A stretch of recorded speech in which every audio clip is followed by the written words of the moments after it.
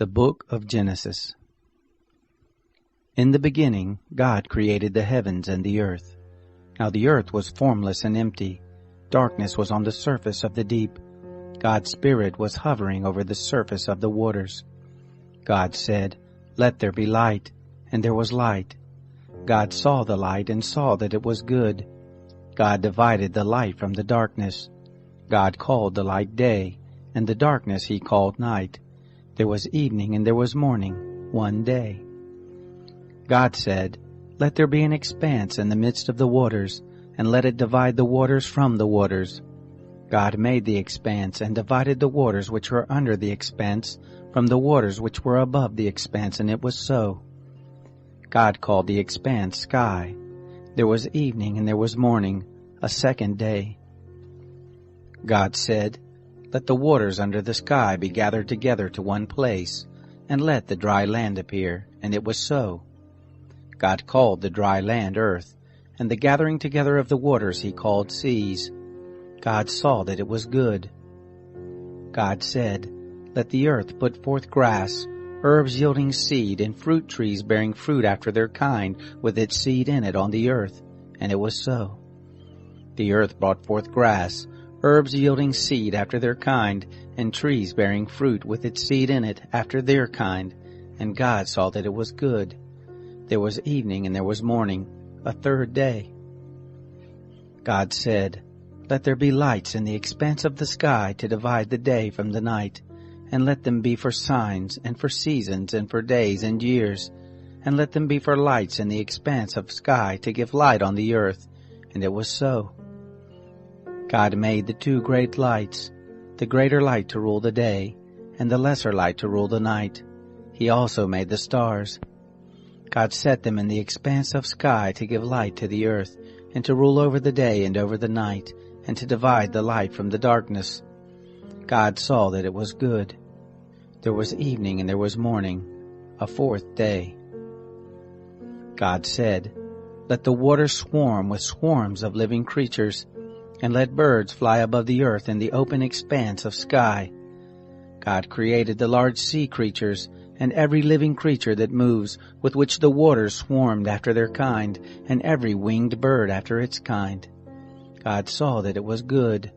God blessed them, saying, "Be fruitful and multiply, and fill the waters and the seas, and let birds multiply on the earth." There was evening and there was morning, a fifth day. God said, "Let the earth bring forth living creatures after their kind, cattle, creeping things, and animals of the earth after their kind," and it was so. God made the animals of the earth after their kind, and the cattle after their kind, and everything that creeps on the ground after its kind. God saw that it was good. God said, "Let us make man in our image, after our likeness, and let them have dominion over the fish of the sea, and over the birds of the sky, and over the cattle, and over all the earth, and over every creeping thing that creeps on the earth." God created man in his own image. In God's image he created him, male and female he created them. God blessed them. God said to them, "Be fruitful, multiply, fill the earth and subdue it. Have dominion over the fish of the sea, over the birds of the sky, and over every living thing that moves on the earth." God said, "Behold, I have given you every herb yielding seed, which is on the surface of all the earth, and every tree which bears fruit yielding seed. It will be your food. To every animal of the earth, and to every bird of the sky, and to everything that creeps on the earth in which there is life, I have given every green herb for food." And it was so. God saw everything that he had made, and behold, it was very good. There was evening and there was morning, the sixth day. The heavens and the earth were finished, and all the host of them. On the seventh day God finished his work which he had made, and he rested on the seventh day from all his work which he had made. God blessed the seventh day, and made it holy, because he rested in it from all his work which he had created and made. This is the history of the generations of the heavens and of the earth when they were created, in the day that the Lord God made the earth and the heavens. No plant of the field was yet in the earth, and no herb of the field had yet sprung up, for the Lord God had not caused it to rain on the earth. There was not a man to till the ground, but a mist went up from the earth and watered the whole surface of the ground. The Lord God formed man from the dust of the ground, and breathed into his nostrils the breath of life, and man became a living soul. The Lord God planted a garden eastward in Eden, and there he put the man whom he had formed. Out of the ground the Lord God made every tree to grow that is pleasant to the sight and good for food, the tree of life also in the midst of the garden, and the tree of the knowledge of good and evil. A river went out of Eden to water the garden, and from there it was parted, and became 4 heads. The name of the first is Pishon. This is the one which flows through the whole land of Havilah, where there is gold, and the gold of that land is good. There is aromatic resin and the onyx stone. The name of the second river is Gihon, the same river that flows through the whole land of Cush. The name of the third river is Hiddekel. This is the one which flows in front of Assyria. The fourth river is the Euphrates. The Lord God took the man and put him into the Garden of Eden to dress it and to keep it. The Lord God commanded the man, saying, Of every tree of the garden you may freely eat, but of the tree of the knowledge of good and evil you shall not eat of it, for in the day that you eat of it you will surely die. The Lord God said, It is not good that the man should be alone. I will make him a helper suitable for him.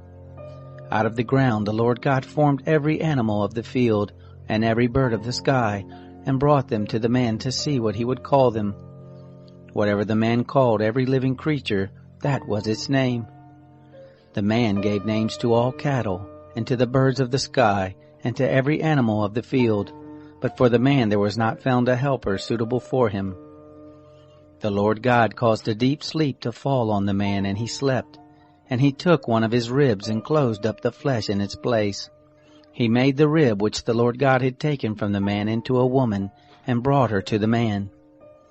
The man said, This is now bone of my bones, and flesh of my flesh.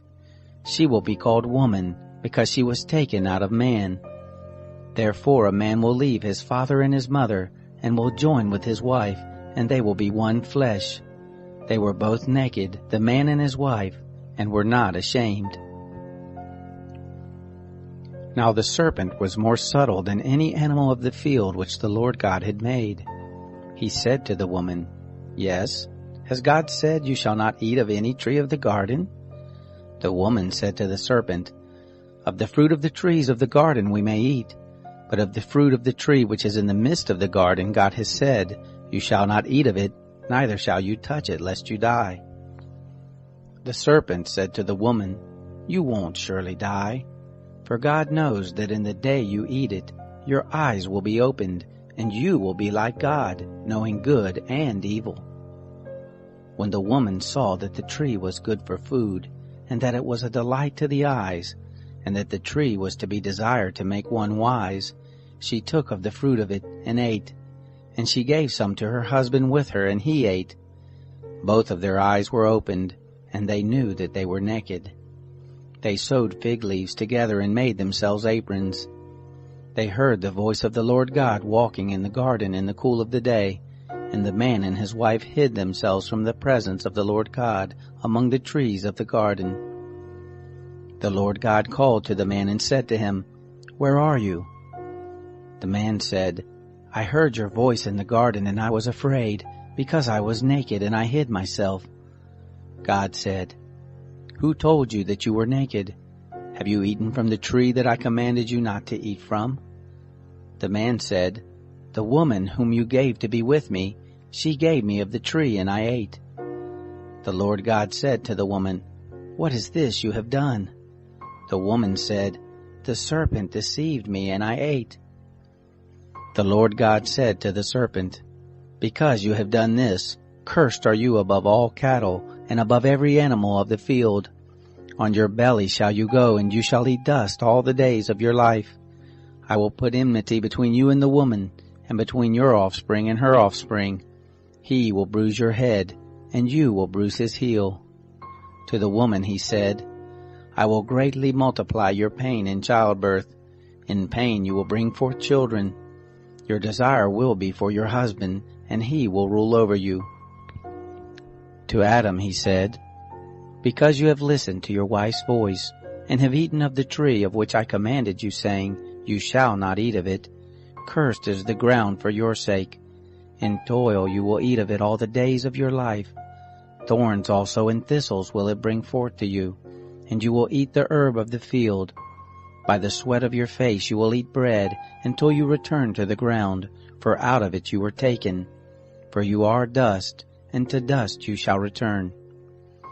The man called his wife Eve, because she was the mother of all living.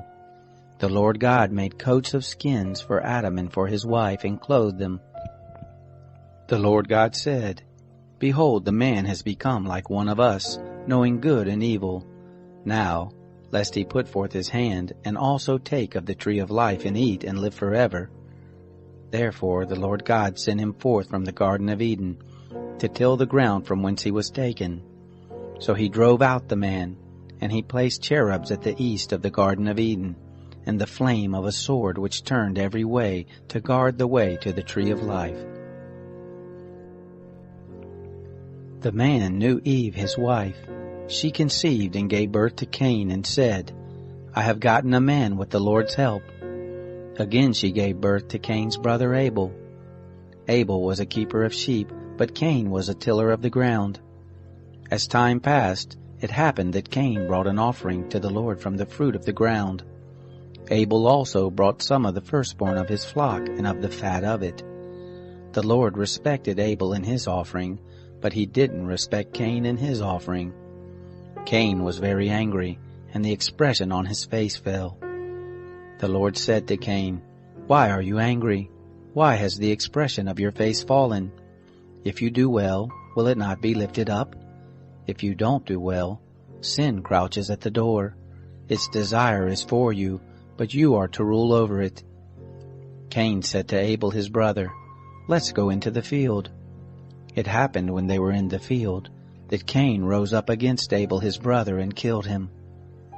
The Lord said to Cain, "Where is Abel, your brother?" He said, "I don't know. Am I my brother's keeper?" The Lord said, "What have you done?" "The voice of your brother's blood cries to me from the ground. Now you are cursed because of the ground, which has opened its mouth to receive your brother's blood from your hand. From now on, when you till the ground, it won't yield its strength to you. You shall be a fugitive and a wanderer in the earth." Cain said to the Lord, "My punishment is greater than I can bear. Behold, you have driven me out this day from the surface of the ground. I will be hidden from your face, and I will be a fugitive and a wanderer in the earth. It will happen that whoever finds me will kill me." The Lord said to him, "Therefore, whoever slays Cain, vengeance will be taken on him sevenfold." The Lord appointed a sign for Cain, lest any finding him should strike him. Cain went out from the Lord's presence, and dwelt in the land of Nod on the east of Eden. Cain knew his wife.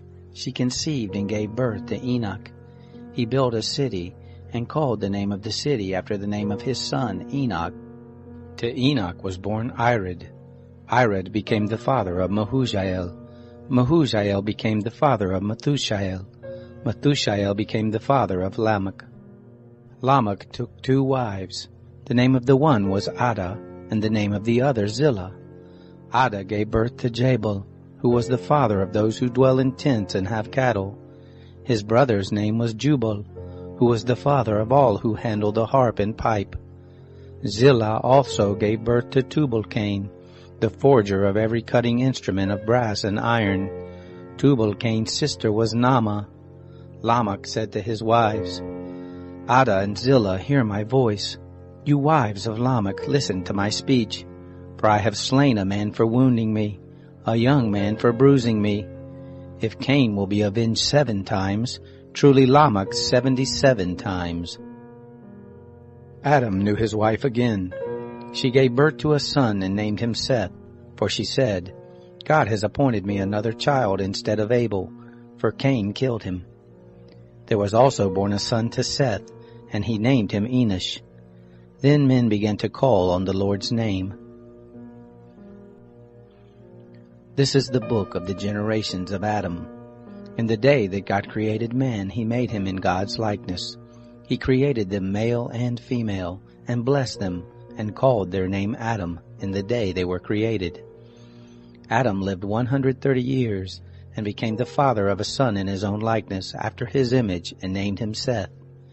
The days of Adam after he became the father of Seth were 800 years, and he became the father of sons and daughters. All the days that Adam lived were 930 years, then he died. Seth lived 105 years and became the father of Enosh.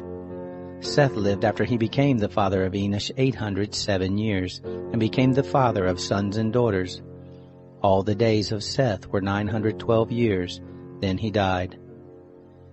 Enosh lived 90 years and became the father of Kenan. Enosh lived after he became the father of Kenan 815 years, and became the father of sons and daughters. All the days of Enosh were 905 years, then he died. Kenan lived 70 years, and became the father of Mahalalel. Kenan lived after he became the father of Mahalalel 840 years, and became the father of sons and daughters. And all the days of Kenan were 910 years, then he died.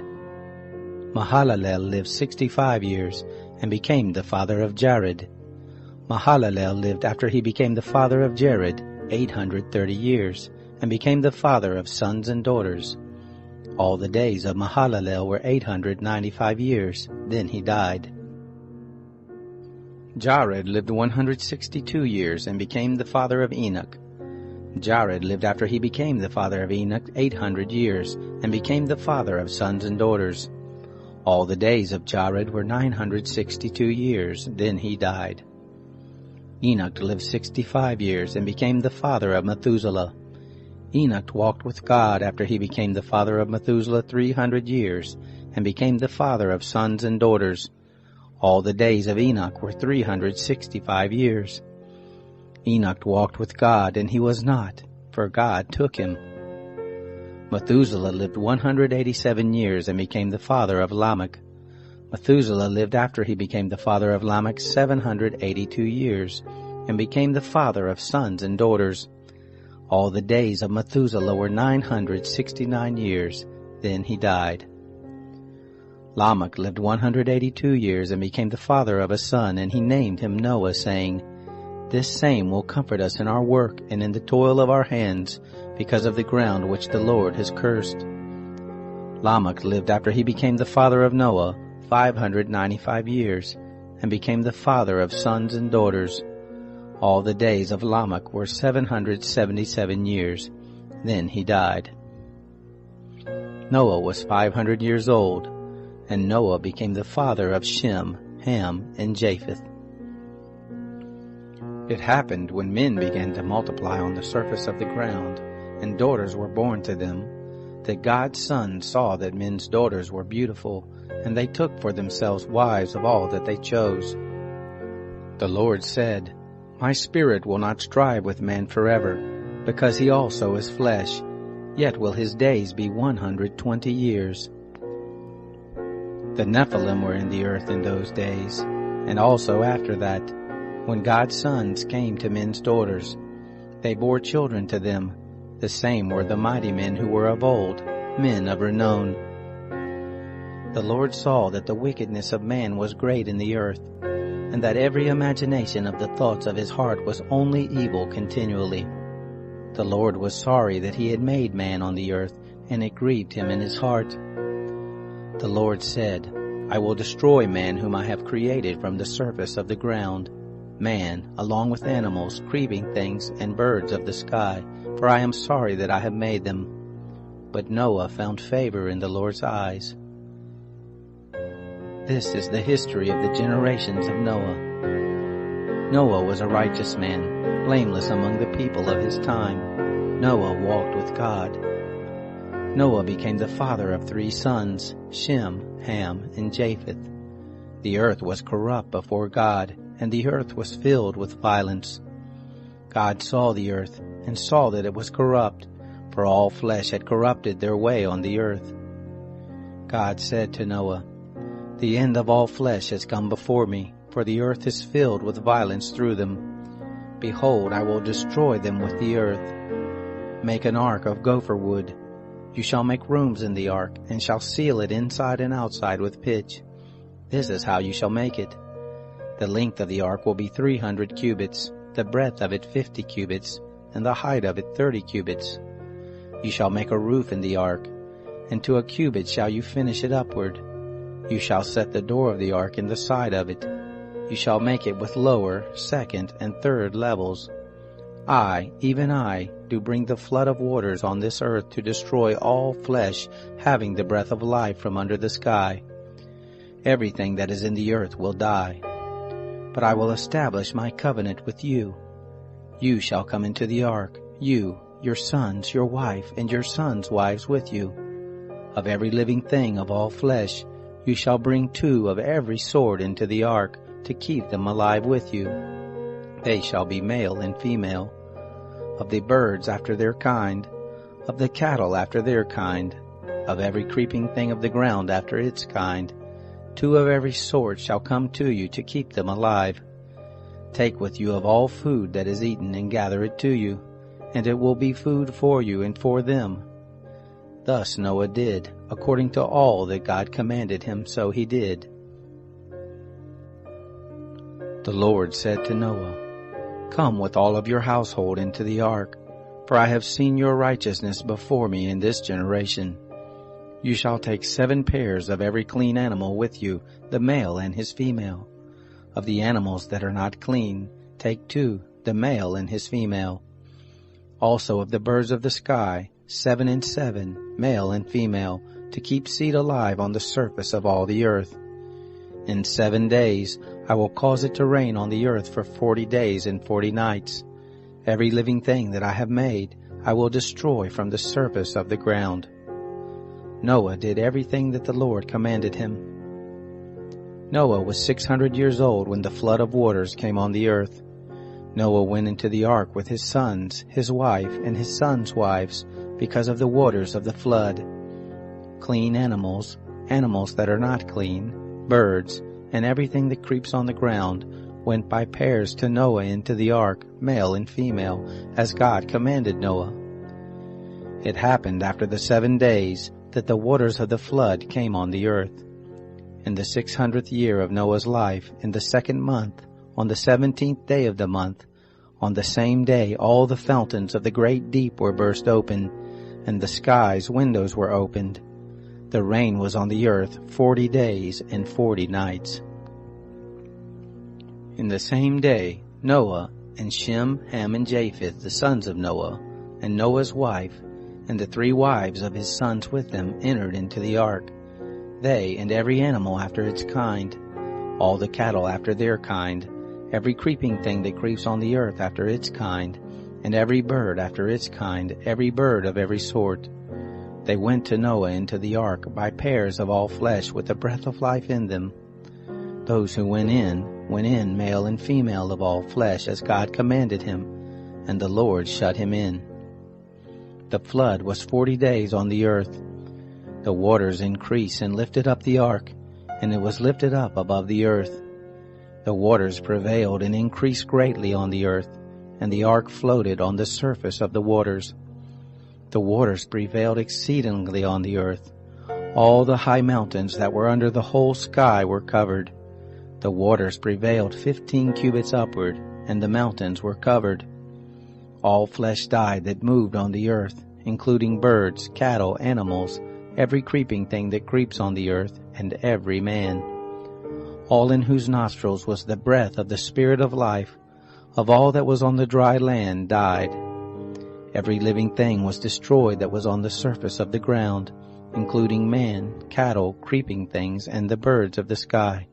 They were destroyed from the earth. Only Noah was left, and those who were with him in the ark. The waters prevailed on the earth 150 days. God remembered Noah, all the animals, and all the cattle that were with him in the ark. And God made a wind to pass over the earth. The waters subsided. The deep's fountains and the sky's windows were also stopped, and the rain from the sky was restrained. The waters receded from off the earth continually. After the end of 150 days, the waters decreased. The ark rested in the 7th month, on the 17th day of the month, on Ararat's mountains. The waters receded continually until the 10th month. In the 10th month, on the 1st day of the month, the tops of the mountains were seen. It happened at the end of 40 days that Noah opened the window of the ark which he had made, and he sent forth a raven. It went back and forth until the waters were dried up from off the earth. He sent forth a dove from him to see if the waters were abated from off the surface of the ground. But the dove found no place to rest her foot, and she returned to him into the ark, for the waters were on the surface of the whole earth. He put forth his hand and took her, and brought her to him into the ark. He stayed yet another 7 days, and again he sent forth the dove out of the ark. The dove came back to him at evening, and behold, in her mouth was an olive leaf plucked off. So Noah knew that the waters were abated from off the earth. He stayed yet another 7 days, and sent forth the dove, and she didn't return to him any more. It happened in the 601st year, in the 1st month, in the 1st day of the month, the waters were dried up from off the earth. Noah removed the covering of the ark and looked. He saw that the surface of the ground was dried. In the 2nd month, on the 27th day of the month, the earth was dry. God spoke to Noah, saying, Go forth from the ark, you and your wife, and your sons' wives with you. Bring forth with you every living thing that is with you of all flesh, including birds, cattle, and every creeping thing that creeps on the earth, that they may breed abundantly in the earth, and be fruitful and multiply on the earth. Noah went forth with his sons, his wife, and his sons' wives with him.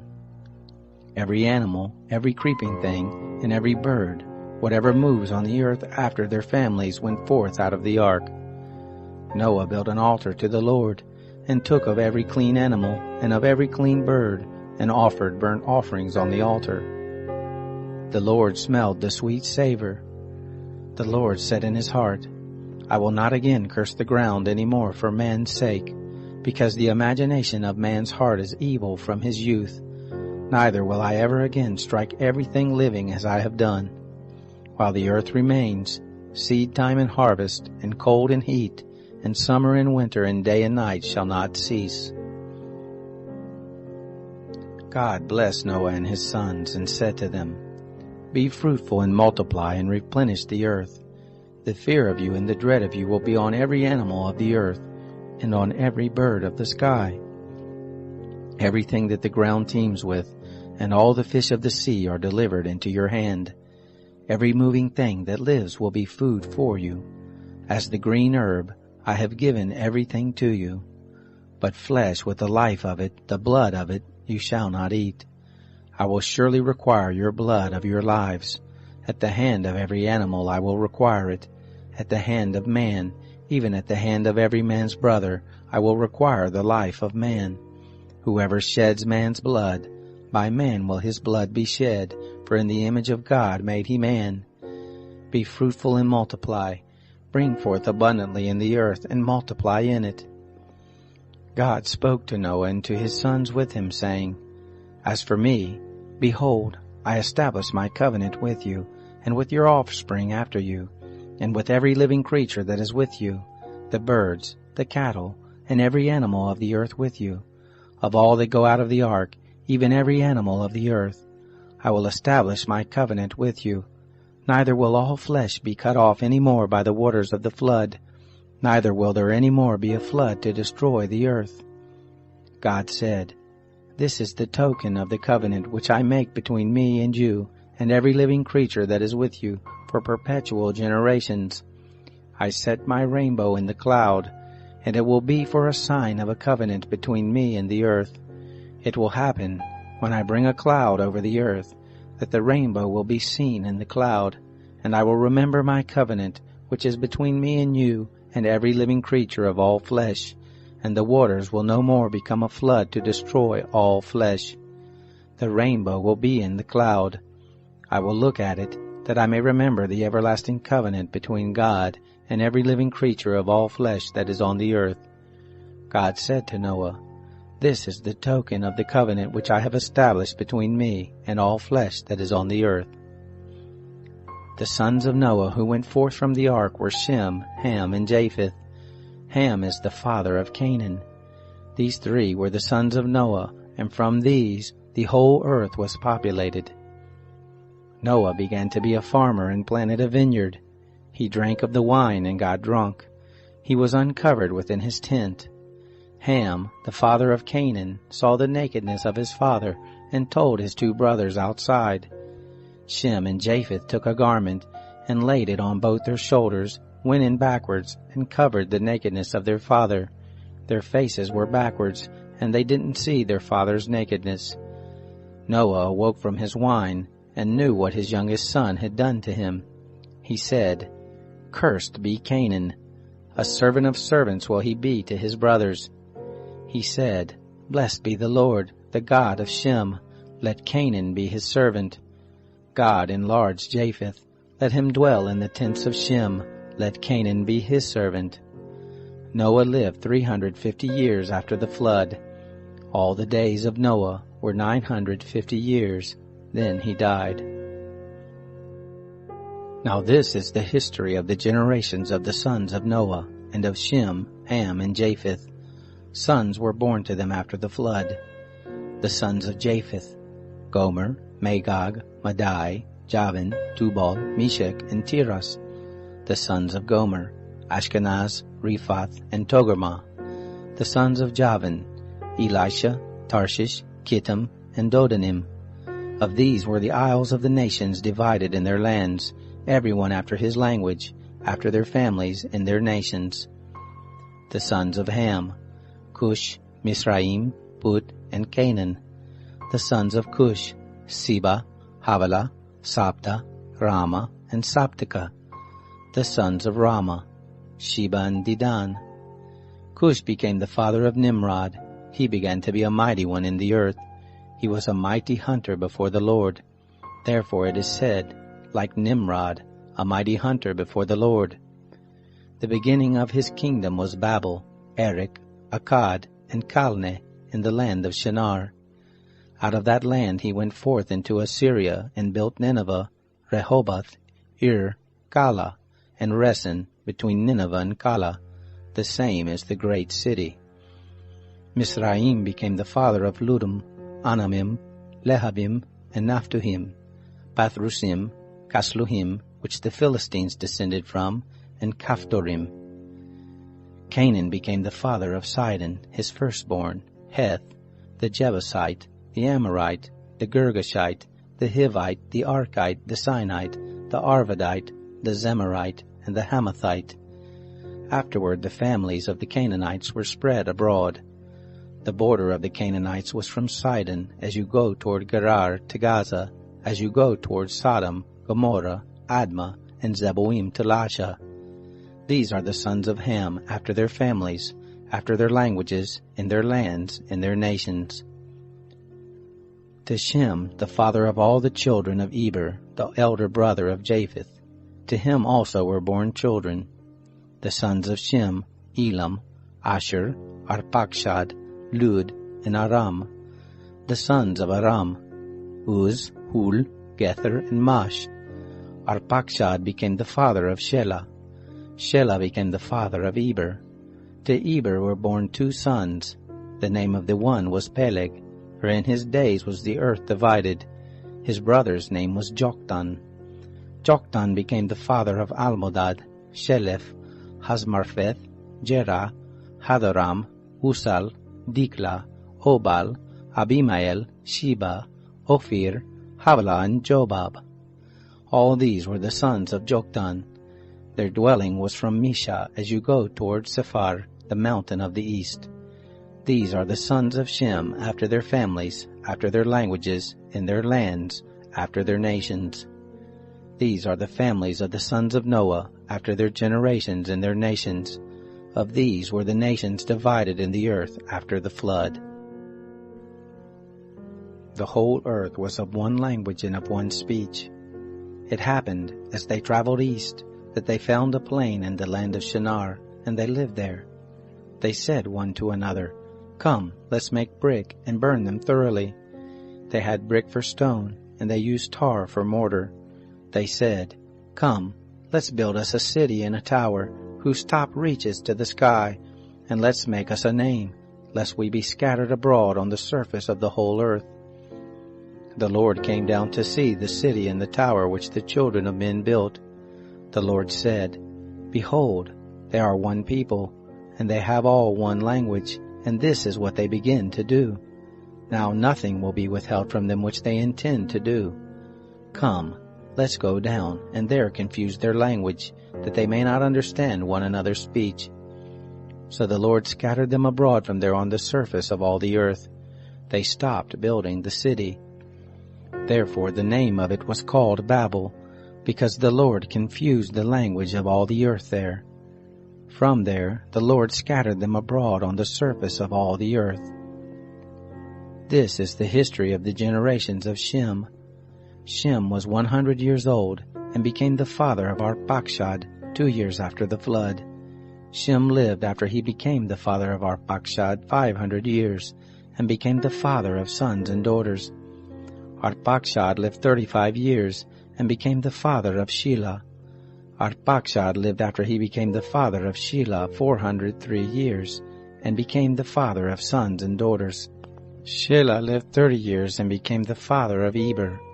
And Shelah lived after he became the father of Eber 403 years, and became the father of sons and daughters.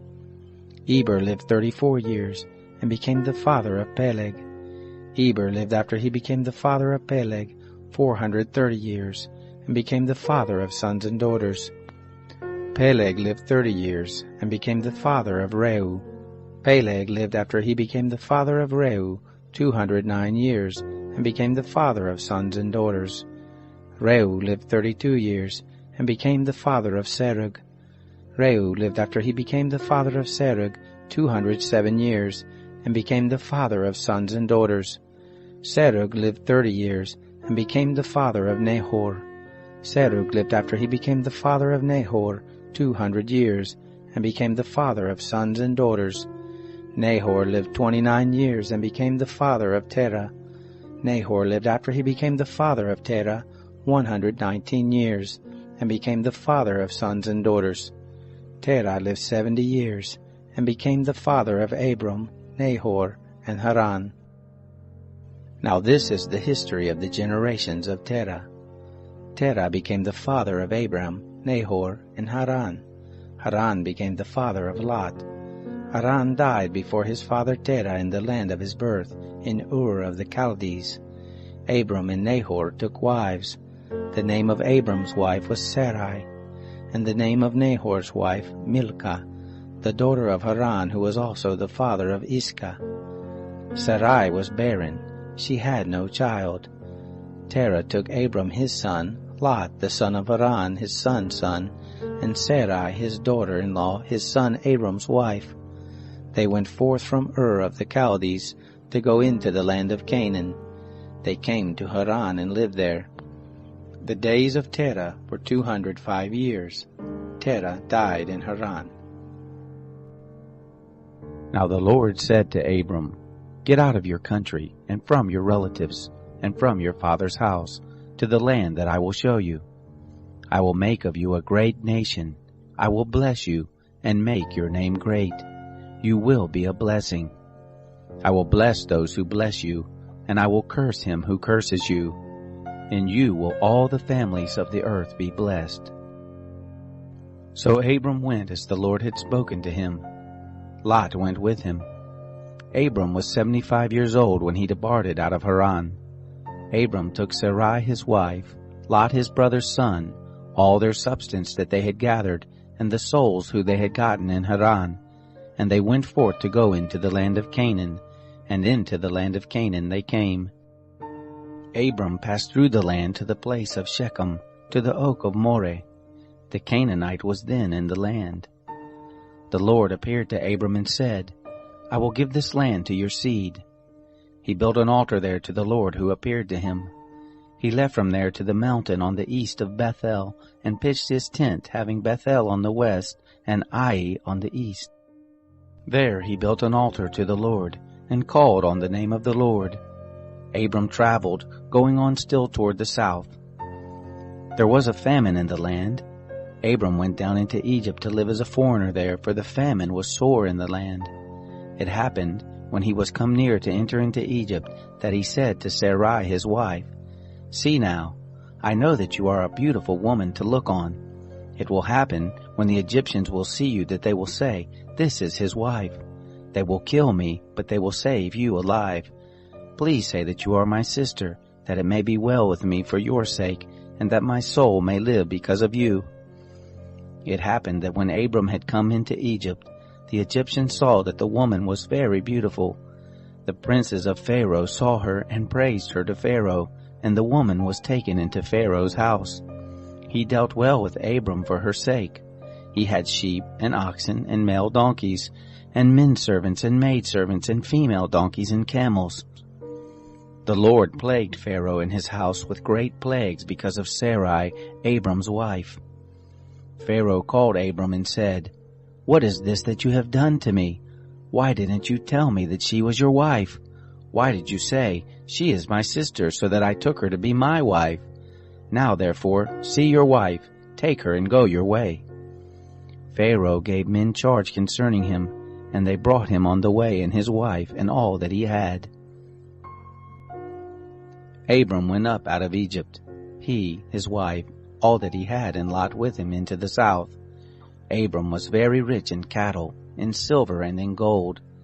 He went on his journeys from the south even to Bethel, to the place where his tent had been at the beginning, between Bethel and Ai, to the place of the altar, which he had made there at the first. There Abram called on the name of the Lord.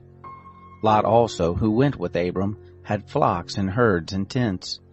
The land was not able to bear them, that they might live together, for their substance was great, so that they could not live together. There was strife between the herdsmen of Abram's cattle and the herdsmen of Lot's cattle, and the Canaanite and the Perizzite lived then in the land. Abram said to Lot, Please, let there be no strife between me and you, and between my herdsmen and your herdsmen, for we are relatives. Isn't the whole land before you? Please separate yourself from me.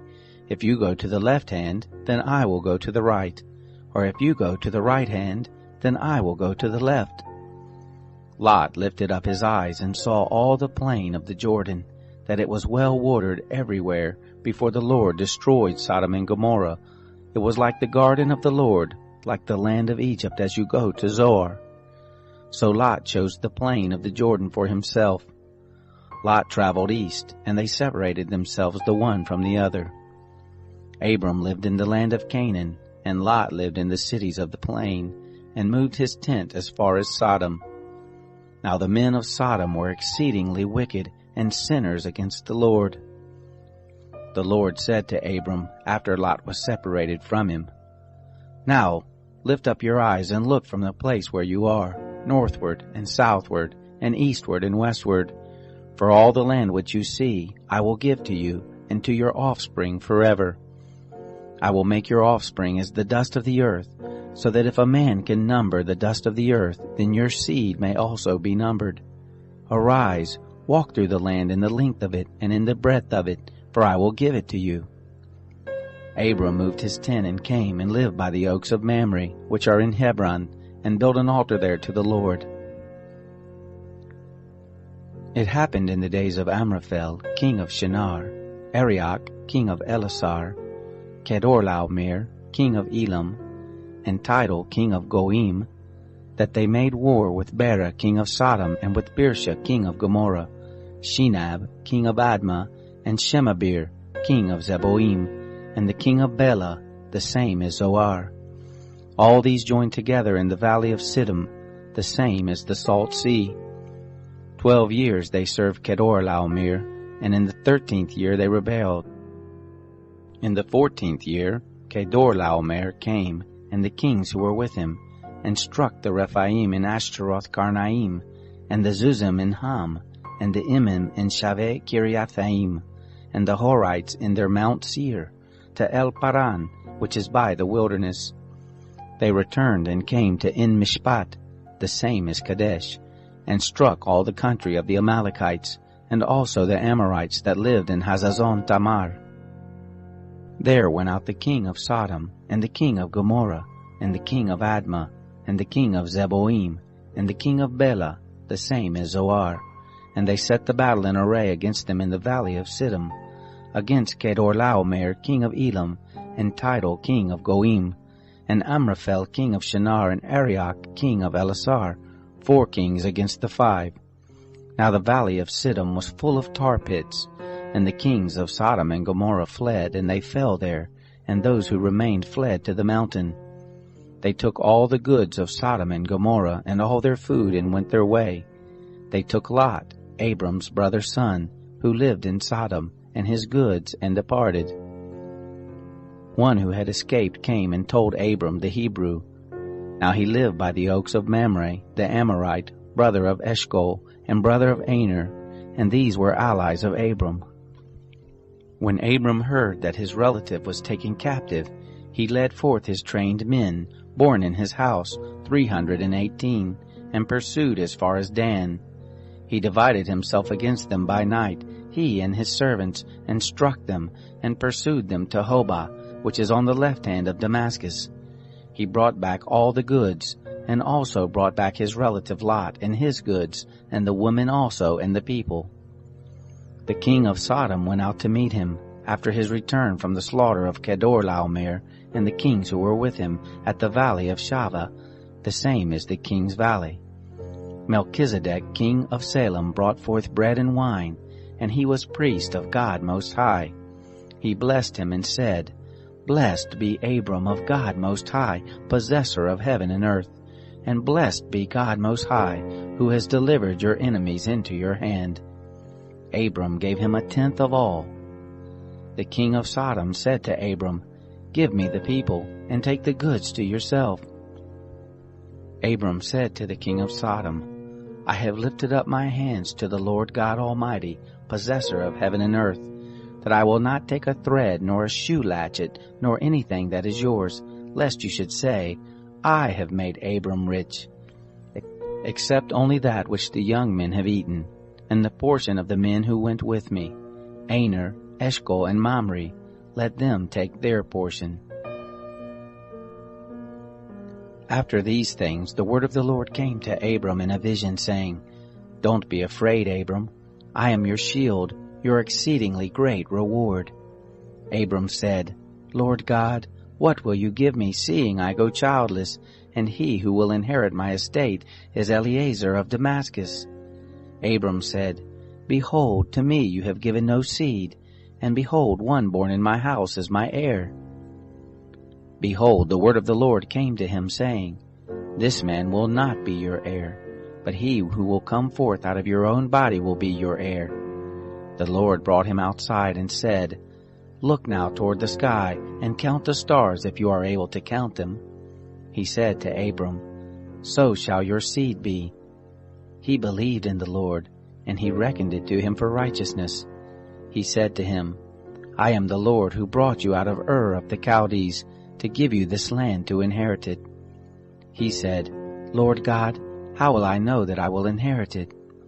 He said to him, Take me a heifer 3 years old, a female goat 3 years old, a ram 3 years old, a turtle dove, and a young pigeon.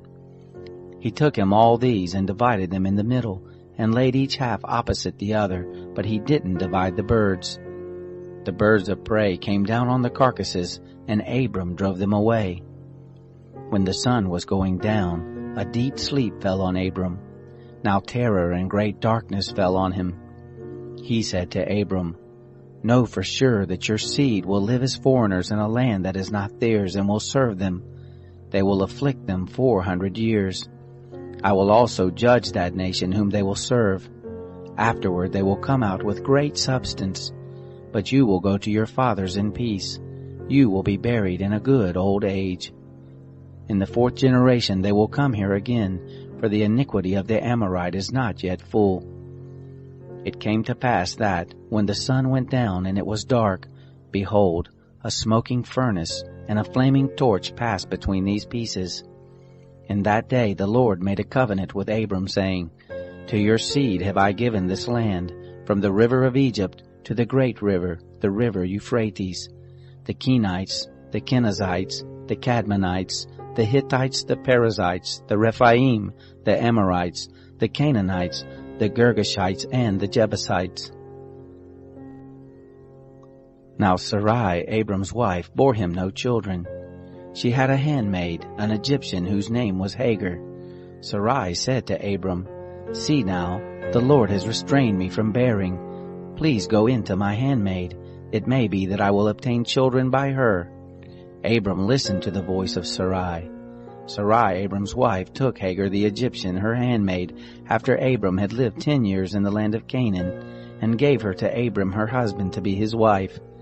He went in to Hagar, and she conceived. When she saw that she had conceived, her mistress was despised in her eyes. Sarai said to Abram, This wrong is your fault. I gave my handmaid into your bosom, and when she saw that she had conceived, I was despised in her eyes. The Lord judge between me and you.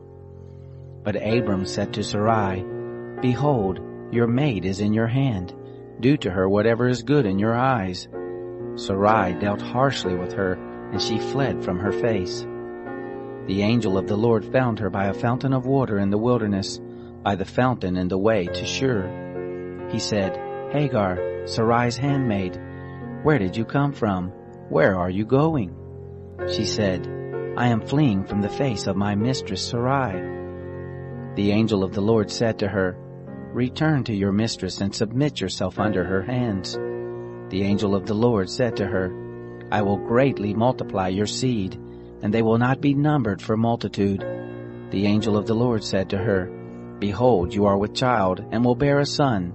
You shall call his name Ishmael, because the Lord has heard your affliction. He will be like a wild donkey among men. His hand will be against every man, and every man's hand against him. He will live opposite all of his brothers. She called the name of the Lord, who spoke to her, You are a God who sees. For she said, Have I even stayed alive after seeing him? Therefore the well was called Beer Lahai Roi. Behold, it is between Kadesh and Bered. Hagar bore a son for Abram. Abram called the name of his son, whom Hagar bore, Ishmael. Abram was 86 years old when Hagar bore Ishmael to Abram. When Abram was 99 years old, the Lord appeared to Abram and said to him, I am God Almighty. Walk before me and be blameless. I will make my covenant between me and you, and will multiply you exceedingly. Abram fell on his face. God talked with him, saying, As for me, behold, my covenant is with you. You will be the father of a multitude of nations. Neither will your name any more be called Abram, but your name will be Abraham, for the father of a multitude of nations have I made you. I will make you exceeding fruitful, and I will make nations of you. Kings will come out of you. I will establish my covenant between me and you, and your seed after you throughout their generations, for an everlasting covenant, to be a God to you, and to your seed after you. I will give to you, and to your seed after you, the land where you are traveling, all the land of Canaan, for an everlasting possession. I will be their God. God said to Abraham, As for you, you will keep my covenant, you and your seed after you throughout their generations. This is my covenant which you shall keep between me and you and your seed after you. Every male among you shall be circumcised. You shall be circumcised in the flesh of your foreskin. It will be a token of a covenant between me and you. He who is 8 days old will be circumcised among you. Every male throughout your generations, he who is born in the house or bought with money of any foreigner who is not of your seed. He who is born in your house, and he who is brought with your money must be circumcised. My covenant will be in your flesh for an everlasting covenant. The uncircumcised male who is not circumcised in the flesh of his foreskin, that soul shall be cut off from his people. He has broken my covenant. God said to Abraham, As for Sarai your wife, you shall not call her name Sarai, but her name will be Sarah. I will bless her, and moreover I will give you a son by her. Yes, I will bless her, and she will be a mother of nations. kings of peoples will come from her."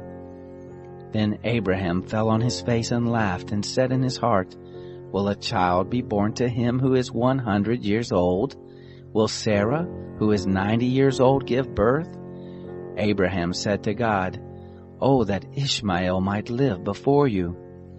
God said, "No, but Sarah your wife will bear you a son. You shall call his name Isaac. I will establish my covenant with him for an everlasting covenant for his seed after him. As for Ishmael, I have heard you. Behold, I have blessed him, and will make him fruitful, and will multiply him exceedingly. He will become the father of 12 princes, and I will make him a great nation. But my covenant I will establish with Isaac, whom Sarah will bear to you at this time next year." When he had finished talking with him, God went up from Abraham. Abraham took Ishmael his son, all who were born in his house, and all who were bought with his money, every male among the men of Abraham's house, and circumcised the flesh of their foreskin in the same day, as God had said to him. Abraham was 99 years old when he was circumcised in the flesh of his foreskin. Ishmael his son was 13 years old when he was circumcised in the flesh of his foreskin. In the same day both Abraham and Ishmael his son were circumcised. All the men of his house, those born in the house, and those bought with money of a foreigner, were circumcised with him. The Lord appeared to him by the oaks of Mamre, as he sat in the tent door in the heat of the day. He lifted up his eyes and looked, and saw that 3 men stood opposite him.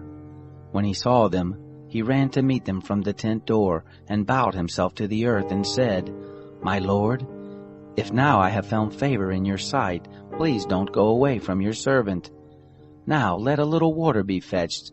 Wash your feet and rest yourselves under the tree. I will get a morsel of bread, so you can refresh your heart. After that you may go your way, now that you have come to your servant."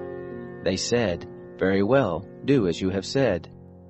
Abraham hurried into the tent to Sarah and said, "Quickly make ready 3 measures of fine meal. Mix it and make cakes." Abraham ran to the herd and fetched a tender and good calf and gave it to the servant. He hurried to dress it. He took butter, milk, and the calf which he had dressed, and set it before them. He stood by them under the tree, and they ate. They said to him, "Where is Sarah your wife?" He said, "See, in the tent." He said, "I will certainly return to you when the season comes round. Behold, Sarah your wife will have a son." Sarah heard in the tent door which was behind him. Now Abraham and Sarah were old, well advanced in age. It had ceased to be with Sarah after the manner of women. Sarah laughed within herself, saying, "After I have grown old, will I have pleasure, my Lord being old also?" The Lord said to Abraham, "Why did Sarah laugh, saying, 'Will I really bear a child, yet I am old?' Is anything too hard for the Lord? At the set time I will return to you, when the season comes round, and Sarah will have a son." Then Sarah denied, saying, "I didn't laugh," for she was afraid. He said, "No, but you did laugh." The men rose up from there and looked toward Sodom. Abraham went with them to see them on their way. The Lord said, "Will I hide from Abraham that which I do? Seeing that Abraham has surely become a great and mighty nation, and all the nations of the earth will be blessed in him. For I have known him, to the end that he may command his children and his household after him, that they may keep the way of the Lord, to do righteousness and justice, to the end that the Lord may bring on Abraham that which he has spoken of him." The Lord said, "Because the cry of Sodom and Gomorrah is great, and because their sin is very grievous, I will go down now and see whether they have done altogether according to the cry of it, which is come to me. If not, I will know." The men turned from there and went toward Sodom, but Abraham stood yet before the Lord. Abraham drew near and said, "Will you consume the righteous with the wicked? What if there are 50 righteous within the city? Will you consume and not spare the place for the 50 righteous who are therein? Be it far from you to do things like that, to kill the righteous with the wicked. that so the righteous should be as the wicked? May that be far from you. Shouldn't the judge of all the earth do right?" The Lord said, "If I find in Sodom 50 righteous within the city, then I will spare all the place for their sake." Abraham answered, "See now, I have taken it on myself to speak to the Lord, who am but dust and ashes. What if there lack 5 of the 50 righteous? Will you destroy all the city for lack of 5? He said, "I will not destroy it if I find 45 there." He spoke to him yet again and said, "What if there are 40 found there?" He said, "I will not do it for the 40's sake." He said, "Oh, don't let the Lord be angry, and I will speak. What if there are found 30 there?" He said, "I will not do it if I find 30 there." He said, "See now, I have taken it on myself to speak to the Lord. What if there are 20 found there?" He said, "I will not destroy it for the 20's sake." He said, "Oh, don't let the Lord be angry, and I will speak yet but this once. What if 10 are found there?" He said, "I will not destroy it for the 10's sake." The Lord went his way as soon as he had finished communing with Abraham, and Abraham returned to his place. The 2 angels came to Sodom at evening. Lot sat in the gate of Sodom. Lot saw them and rose up to meet them. He bowed himself with his face to the earth, and he said, "See now, my lords, please turn aside into your servant's house. Stay all night, wash your feet, and you will rise up early and go on your way." They said, "No, but we will stay in the streets all night." He urged them greatly, and they came in with him and entered into his house. He made them a feast and baked unleavened bread, and they ate. But before they lay down, the men of the city, the men of Sodom, surrounded the house, both young and old, all the people from every quarter. They called to Lot and said to him, "Where are the men who came in to you this night? Bring them out to us, that we may have sex with them." Lot went out to them to the door and shut the door after him. He said, "Please, my brothers, don't act so wickedly. See now, I have 2 virgin daughters. Please let me bring them out to you, and do you to them as is good in your eyes. Only don't do anything to these men, because they have come under the shadow of my roof." They said, "Stand back." They said, "This fellow came in to live as a foreigner, and he appoints himself a judge. Now we will deal worse with you than with them." They pressed hard on the man, even Lot, and drew near to break the door. But the men put forth their hand, and brought Lot into the house to them, and shut the door. They struck the men who were at the door of the house with blindness, both small and great, so that they wearied themselves to find the door. The men said to Lot, "Do you have anybody else here? Sons-in-law, your sons, your daughters, and whoever you have in the city, bring them out of the place, for we will destroy this place, because the cry of them is grown great before the Lord. The Lord has sent us to destroy it." Lot went out and spoke to his sons-in-law, who were pledged to marry his daughters, and said, "Get up, get out of this place, for the Lord will destroy the city." But he seemed to his sons-in-law to be joking. When the morning arose, then the angels hurried Lot, saying, "Arise, take your wife, and your 2 daughters who are here, lest you be consumed in the iniquity of the city." But he lingered, and the men laid hold on his hand, and on the hand of his wife, and on the hand of his 2 daughters, the Lord being merciful to him, and they took him out, and set him outside of the city. It came to pass, when they had taken them out, that he said, "Escape for your life. Don't look behind you, neither stay anywhere in the plain. Escape to the mountain, lest you be consumed." Lot said to them, "Oh, not so, my lord. See now, your servant has found favor in your sight, and you have magnified your loving kindness, which you have shown to me in saving my life. I can't escape to the mountain, lest evil overtake me and I die.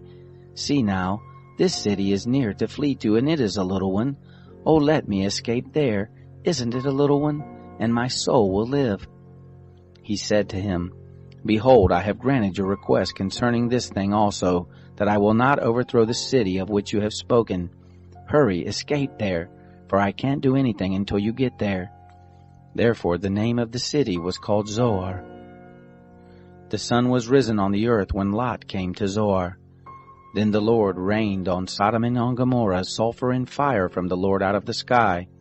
He overthrew those cities, all the plain, all the inhabitants of the cities, and that which grew on the ground.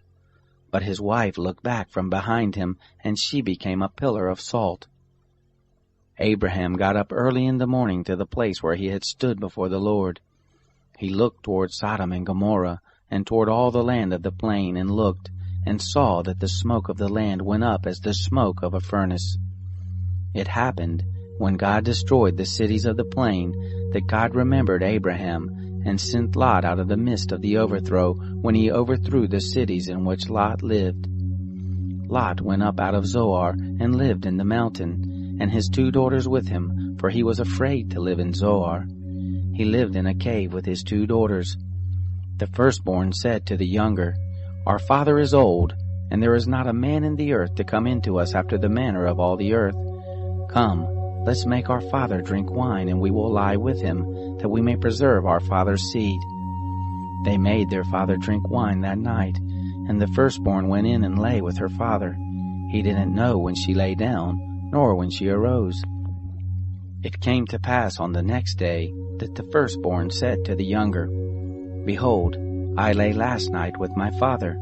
Let us make him drink wine again tonight. You go in and lie with him, that we may preserve our father's seed. They made their father drink wine that night also. The younger arose and lay with him. He didn't know when she lay down, nor when she arose. Thus both of Lot's daughters were with child by their father. The firstborn bore a son, and named him Moab. The same is the father of the Moabites to this day.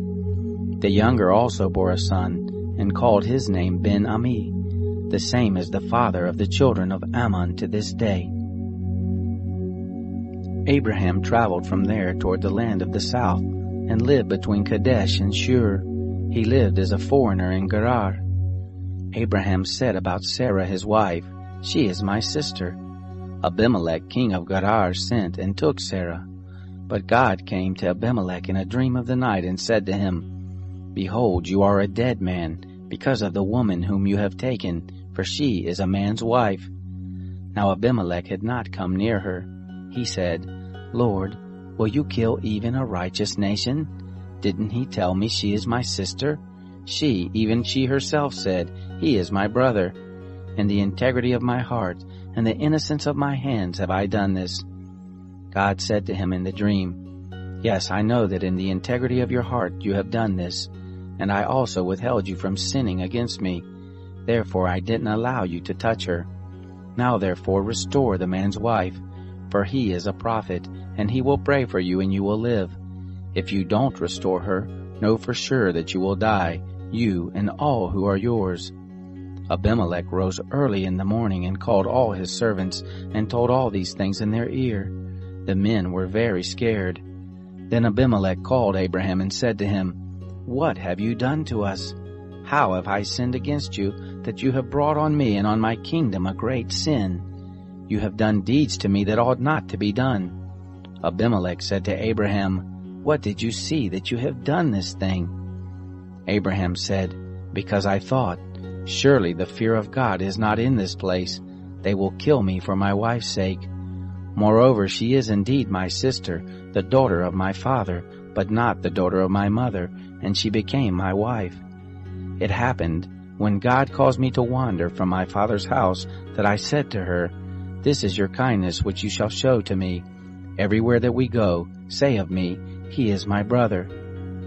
Abimelech took sheep and oxen, men servants and women servants, and gave them to Abraham, and restored Sarah his wife to him. Abimelech said, Behold, my land is before you. Dwell where it pleases you. To Sarah he said, Behold, I have given your brother 1,000 pieces of silver. Behold, it is for you a covering of the eyes to all that are with you. In front of all you are vindicated. Abraham prayed to God. God healed Abimelech and his wife, and his maidservants, and they bore children. For the Lord had closed up tight all the wombs of the house of Abimelech, because of Sarah, Abraham's wife.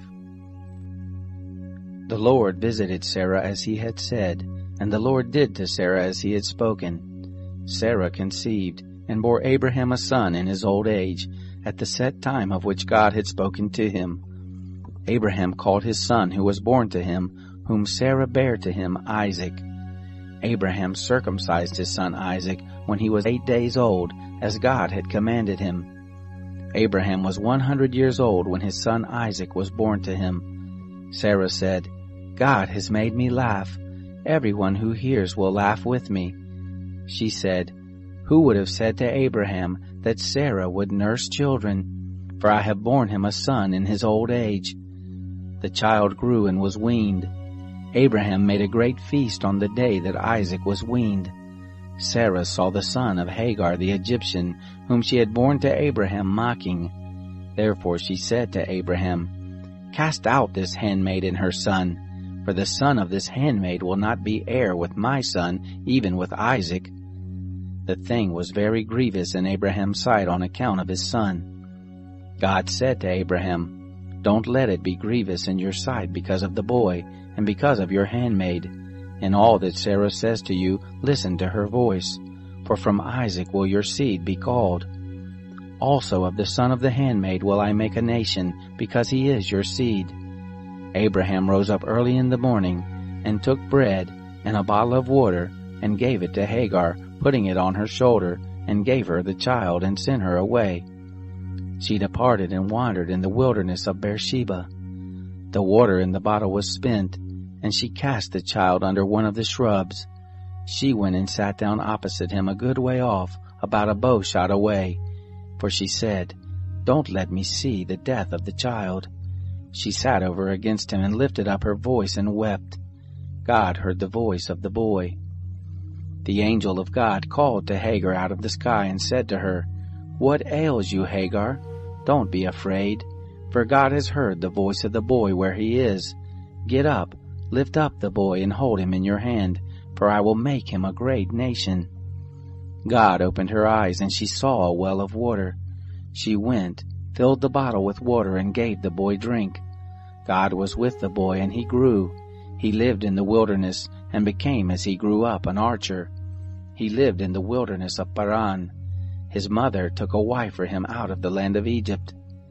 It happened at that time that Abimelech and Phicol, the captain of his host, spoke to Abraham, saying, God is with you in all that you do. Now therefore swear to me here by God that you will not deal falsely with me, nor with my son, nor with my son's son. But according to the kindness that I have done to you, you shall do to me, and to the land in which you have lived as a foreigner. Abraham said, I will swear. Abraham complained to Abimelech because of a water well which Abimelech's servants had violently taken away. Abimelech said, I don't know who has done this thing, neither did you tell me, neither did I hear of it until today.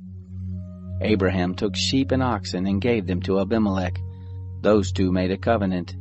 Abraham set 7 ewe lambs of the flock by themselves. Abimelech said to Abraham, What do these 7 ewe lambs which you have set by themselves mean? He said, You shall take these 7 ewe lambs from my hand, that it may be a witness to me that I have dug this well. Therefore he called that place Beersheba, because they both swore there. So they made a covenant at Beersheba. Abimelech rose up with Phicol, the captain of his host, and they returned into the land of the Philistines. Abraham planted a tamarisk tree in Beersheba, and called there on the name of the Lord, the everlasting God. Abraham lived as a foreigner in the land of the Philistines many days. It happened after these things that God tested Abraham and said to him, Abraham. He said, Here I am. He said, Now take your son, your only son whom you love, even Isaac, and go into the land of Moriah. Offer him there for a burnt offering on one of the mountains which I will tell you of. Abraham rose early in the morning and saddled his donkey, and took 2 of his young men with him and Isaac his son. He split the wood for the burnt offering and rose up, and went to the place of which God had told him. On the 3rd day Abraham lifted up his eyes and saw the place far off.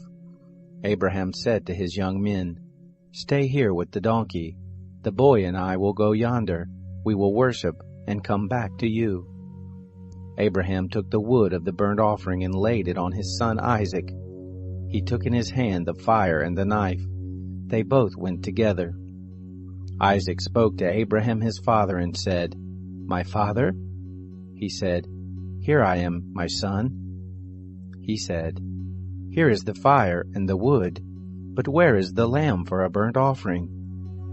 Abraham said, "God will provide himself the lamb for a burnt offering, my son." So they both went together. They came to the place which God had told him of. Abraham built the altar there, and laid the wood in order, bound Isaac his son, and laid him on the altar on the wood. Abraham stretched forth his hand, and took the knife to kill his son. The angel of the Lord called to him out of the sky and said, "Abraham, Abraham!" He said, "Here I am." He said, "Don't lay your hand on the boy, neither do anything to him, for now I know that you fear God, seeing that you have not withheld your son, your only son, from me." Abraham lifted up his eyes and looked, and saw that behind him was a ram caught in the thicket by his horns. Abraham went and took the ram, and offered him up for a burnt offering instead of his son. Abraham called the name of that place Yahweh-Jireh, as it is said to this day, "In the Lord's mountain it will be provided." The angel of the Lord called to Abraham a second time out of the sky and said, "I have sworn by myself, says the Lord, because you have done this thing and have not withheld your son, your only son, that in blessing I will bless you, and in multiplying I will multiply your seed as the stars of the heavens, and as the sand which is on the seashore. Your seed will possess the gate of his enemies. In your seed will all the nations of the earth be blessed, because you have obeyed my voice." So Abraham returned to his young men, and they rose up and went together to Beersheba. Abraham lived at Beersheba.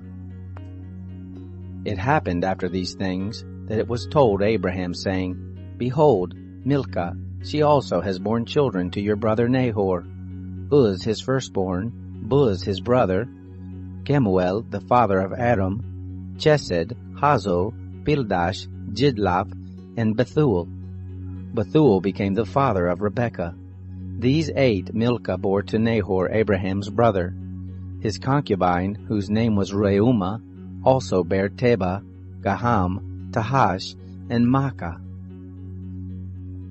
Sarah lived 127 years. These were the years of Sarah's life. Sarah died in Kiriath Arba, the same as Hebron, in the land of Canaan. Abraham came to mourn for Sarah and to weep for her. Abraham rose up from before his dead and spoke to the children of Heth, saying, "I am a stranger and a foreigner living with you.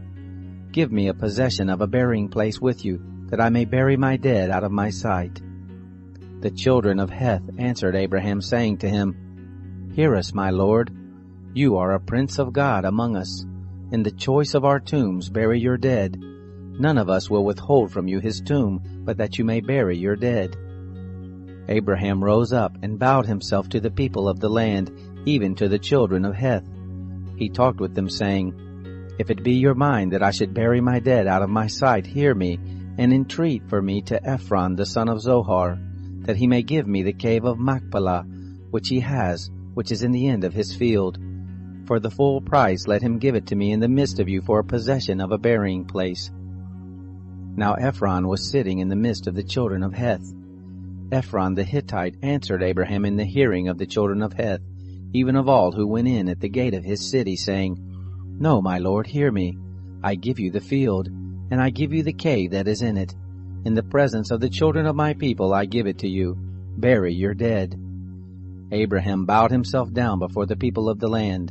He spoke to Ephron in the audience of the people of the land, saying, "But if you will, please hear me. I will give the price of the field. Take it from me, and I will bury my dead there." Ephron answered Abraham, saying to him, "My lord, listen to me. What is a piece of land worth 400 shekels of silver between me and you? Therefore bury your dead." Abraham listened to Ephron. Abraham weighed to Ephron the silver which he had named in the audience of the children of Heth, 400 shekels of silver, according to the current merchant standard. So the field of Ephron, which was in Machpelah, which was before Mamre, the field, the cave which was therein, and all the trees that were in the field, that were in all the border of it round about, were made sure to Abraham for a possession in the presence of the children of Heth, before all who went in at the gate of his city.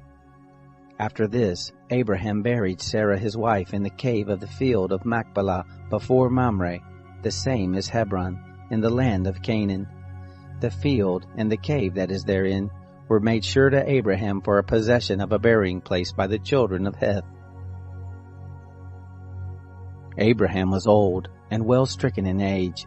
The Lord had blessed Abraham in all things. Abraham said to his servant, the elder of his house who ruled over all that he had, "Please put your hand under my thigh. I will make you swear by the Lord, the God of heaven and the God of the earth, that you shall not take a wife for my son of the daughters of the Canaanites among whom I live. But you shall go to my country and to my relatives, and take a wife for my son Isaac." The servant said to him, "What if the woman isn't willing to follow me to this land? Must I bring your son again to the land you came from?" Abraham said to him, "Beware that you don't bring my son there again. The Lord, the God of heaven, who took me from my father's house and from the land of my birth, who spoke to me and who swore to me, saying, 'I will give this land to your seed,' he will send his angel before you, and you shall take a wife for my son from there. If the woman isn't willing to follow you, then you shall be clear from this my oath. Only you shall not bring my son there again." The servant put his hand under the thigh of Abraham his master, and swore to him concerning this matter.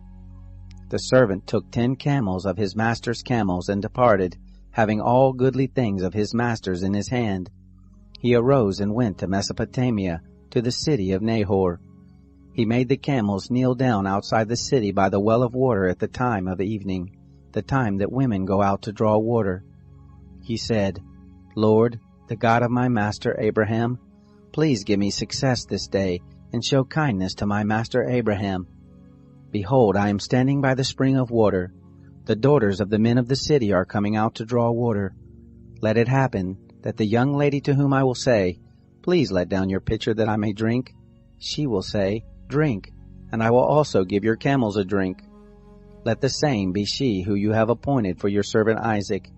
Thereby will I know that you have shown kindness to my master."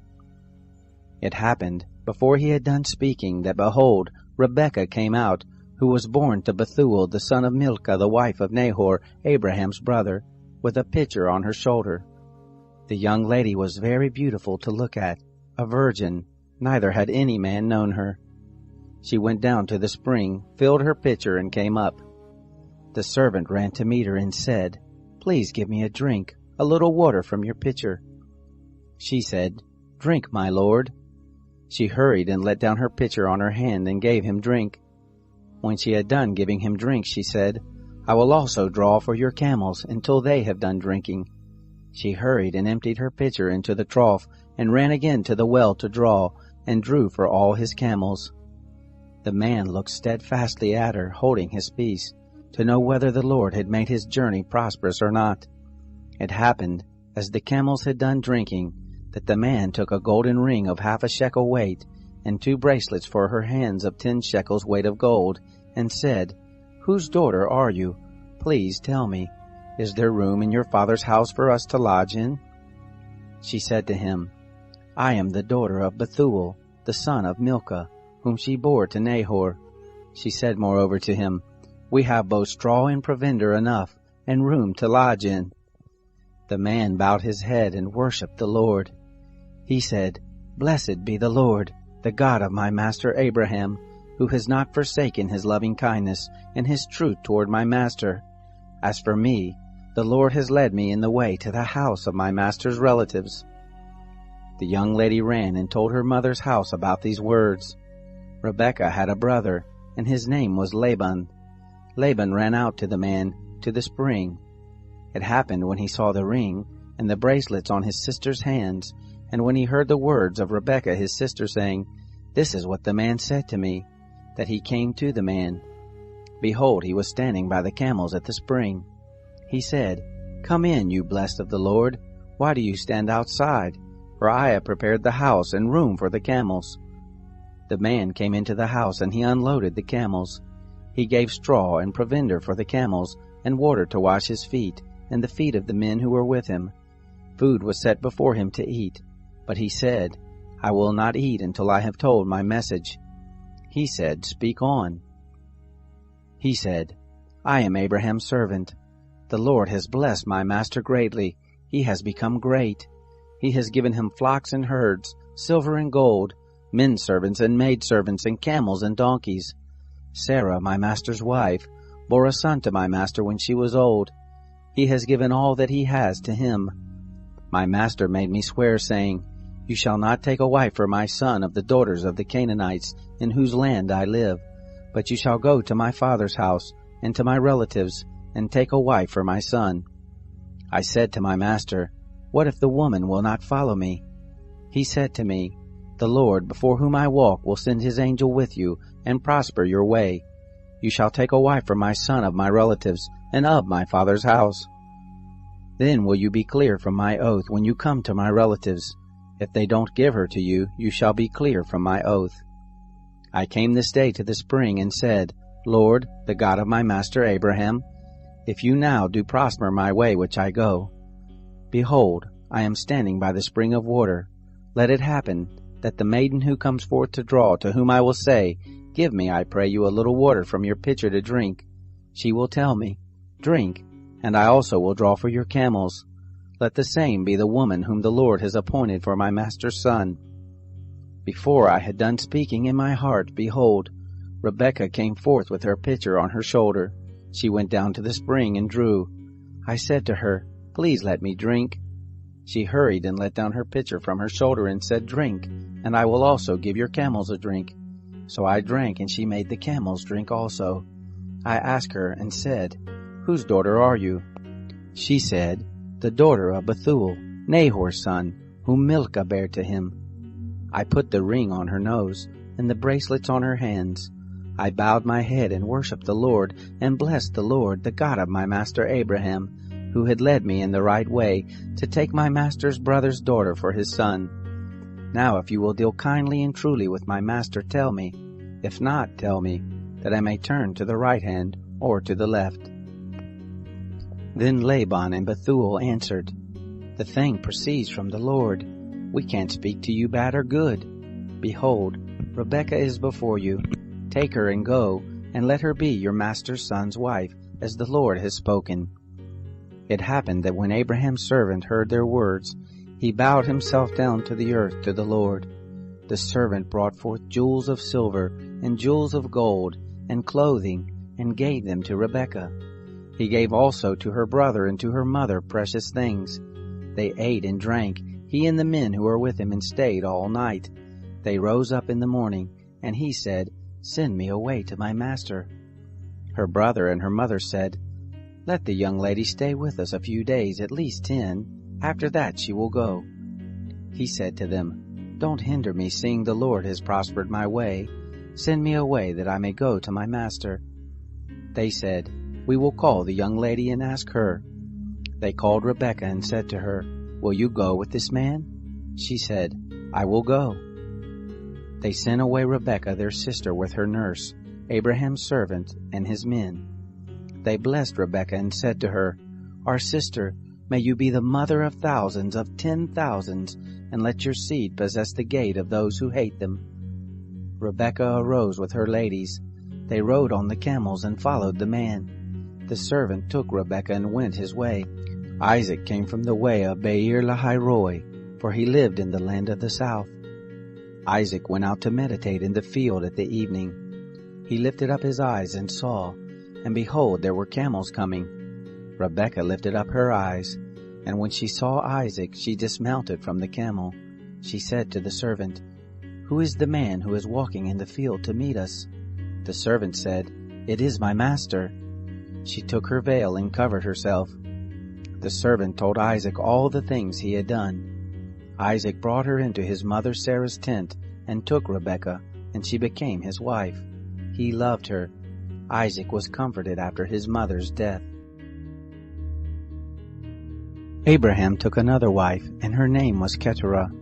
She bore him Zimran, Jokshan, Medan, Midian, Ishbak, and Shua. Jokshan became the father of Sheba and Dedan. The sons of Dedan were Asherim, Letishim, and Leomim. The sons of Midian, Ephah, Epher, Anak, Abida, and Eldaah. All these were the children of Keturah. Abraham gave all that he had to Isaac, but to the sons of the concubines who Abraham had, Abraham gave gifts. He sent them away from Isaac his son while he yet lived, eastward to the east country. These are the days of the years of Abraham's life which he lived, 175 years.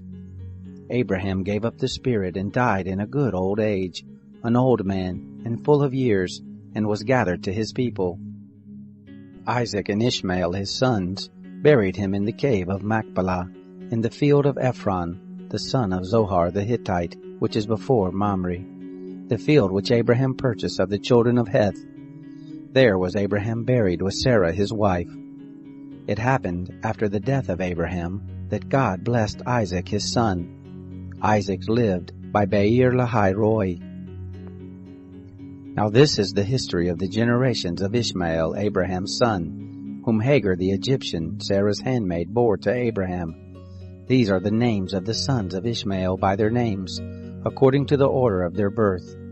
The firstborn of Ishmael, Nebaioth, then Kedar, Adbeel, Mibsam, Mishma, Duma, Massa, Hadad, Tema, Jetur, Naphish, and Kedemah. These are the sons of Ishmael, and these are their names, by their villages and by their encampments, 12 princes according to their nations. These are the years of the life of Ishmael, 137 years. He gave up the spirit and died, and was gathered to his people. They lived from Havilah to Shur, that is before Egypt, as you go toward Assyria. He lived opposite all his relatives. This is the history of the generations of Isaac, Abraham's son. Abraham became the father of Isaac. Isaac was 40 years old when he took Rebekah, the daughter of Bethuel the Syrian of Padan Aram, the sister of Laban the Syrian, to be his wife. Isaac entreated the Lord for his wife, because she was barren. The Lord was entreated by him, and Rebekah his wife conceived. The children struggled together within her. She said, "If it be so, why do I live?" She went to inquire of the Lord. The Lord said to her, "2 nations are in your womb. 2 peoples will be separated from your body. The one people will be stronger than the other people. The elder will serve the younger." When her days to be delivered were fulfilled, behold, there were twins in her womb. The first came out red all over like a hairy garment. They named him Esau. After that his brother came out, and his hand had hold on Esau's heel. He was named Jacob. Isaac was 60 years old when she bore them. The boys grew. Esau was a skillful hunter, a man of the field. Jacob was a quiet man living in tents. Now Isaac loved Esau, because he ate his venison. Rebekah loved Jacob. Jacob boiled stew. Esau came in from the field, and he was famished. Esau said to Jacob, "Please feed me with that same red stew, for I am famished." Therefore his name was called Edom. Jacob said, "First, sell me your birthright." Esau said, "Behold, I am about to die. What good is the birthright to me?" Jacob said, "Swear to me first." He swore to him. He sold his birthright to Jacob. Jacob gave Esau bread and stew of lentils. He ate and drank, rose up, and went his way. So Esau despised his birthright. There was a famine in the land, besides the first famine that was in the days of Abraham. Isaac went to Abimelech, king of the Philistines, to Gerar. The Lord appeared to him and said, "Don't go down into Egypt. Dwell in the land which I will tell you of. Sojourn in this land, and I will be with you, and will bless you. For to you and to your seed I will give all these lands, and I will establish the oath which I swore to Abraham your father. I will multiply your seed as the stars of the sky, and will give to your seed all these lands. In your seed will all the nations of the earth be blessed, because Abraham obeyed my voice, and kept my charge, my commandments, my statutes, and my laws." Isaac lived in Gerar. The men of the place asked him about his wife. He said, "She is my sister," for he was afraid to say my wife, lest he thought the men of the place might kill me for Rebekah, because she was beautiful to look on. It happened, when he had been there for a long time, that Abimelech, king of the Philistines, looked out a window and saw, and behold, Isaac was caressing Rebekah his wife. Abimelech called Isaac and said, "Behold, surely she is your wife. Why did you say, 'She is my sister'?" Isaac said to him, "Because I said, lest I die because of her." Abimelech said, "What is this you have done to us? One of the people might easily have lain with your wife, and you would have brought guilt on us." Abimelech charged all the people, saying, "He who touches this man or his wife will surely be put to death." Isaac sowed in that land, and reaped in the same year 100 times what he planted. The Lord blessed him. The man grew great, and grew more and more, until he became very great. He had possessions of flocks, possessions of herds, and a great household. The Philistines envied him. Now all the wells which his father's servant had dug in the days of Abraham his father, the Philistines had stopped and filled with earth. Abimelech said to Isaac, "Go from us, for you are much mightier than we." Isaac departed from there, and camped in the valley of Gerar, and lived there. Isaac dug again the wells of water, which they had dug in the days of Abraham his father, for the Philistines had stopped them after the death of Abraham. He called their names after the names by which his father had called them. Isaac's servants dug in the valley, and found there a well of springing water. The herdsmen of Gerar argued with Isaac's herdmen, saying, "The water is ours." He called the name of the well Esek, because they contended with him. They dug another well, and they argued over that also. He called the name of it Sitnah. He left that place and dug another well. They didn't argue over that one. He called it Rehoboth. He said, "For now the Lord has made room for us, and we will be fruitful in the land." He went up from there to Beersheba. The Lord appeared to him the same night and said, "I am the God of Abraham your father.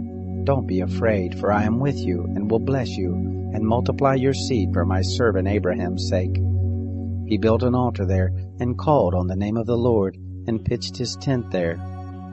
There Isaac's servants dug a well. Then Abimelech went to him from Gerar, and Ahuzah his friend, and Phicol the captain of his host. Isaac said to them, "Why have you come to me, since you hate me, and have sent me away from you?" They said, "We saw plainly that the Lord was with you." We said, "Let there now be an oath between us, even between us and you, and let us make a covenant with you, that you will do us no harm, as we have not touched you, and as we have done to you nothing but good, and have sent you away in peace. You are now the blessed of the Lord." He made them a feast, and they ate and drank. They rose up sometime in the morning and swore to one another. Isaac sent them away, and they departed from him in peace. It happened the same day that Isaac's servants came and told him concerning the well which they had dug, and said to him, "We have found water." He called it Sheba. Therefore the name of the city is Beersheba to this day. When Esau was 40 years old, he took as wife Judith, the daughter of Beeri the Hittite, and Basemath, the daughter of Elon the Hittite. They grieved Isaac and Rebekah's spirits. It happened that when Isaac was old and his eyes were dim, so that he could not see, he called Esau his elder son and said to him, "My son?" He said to him, "Here I am." He said, "See now, I am old. I don't know the day of my death. Now therefore please take your weapons, your quiver and your bow, and go out to the field and take me venison. Make me savory food such as I love, and bring it to me, that I may eat, and that my soul may bless you before I die." Rebekah heard when Isaac spoke to Esau his son. Esau went to the field to hunt for venison and to bring it.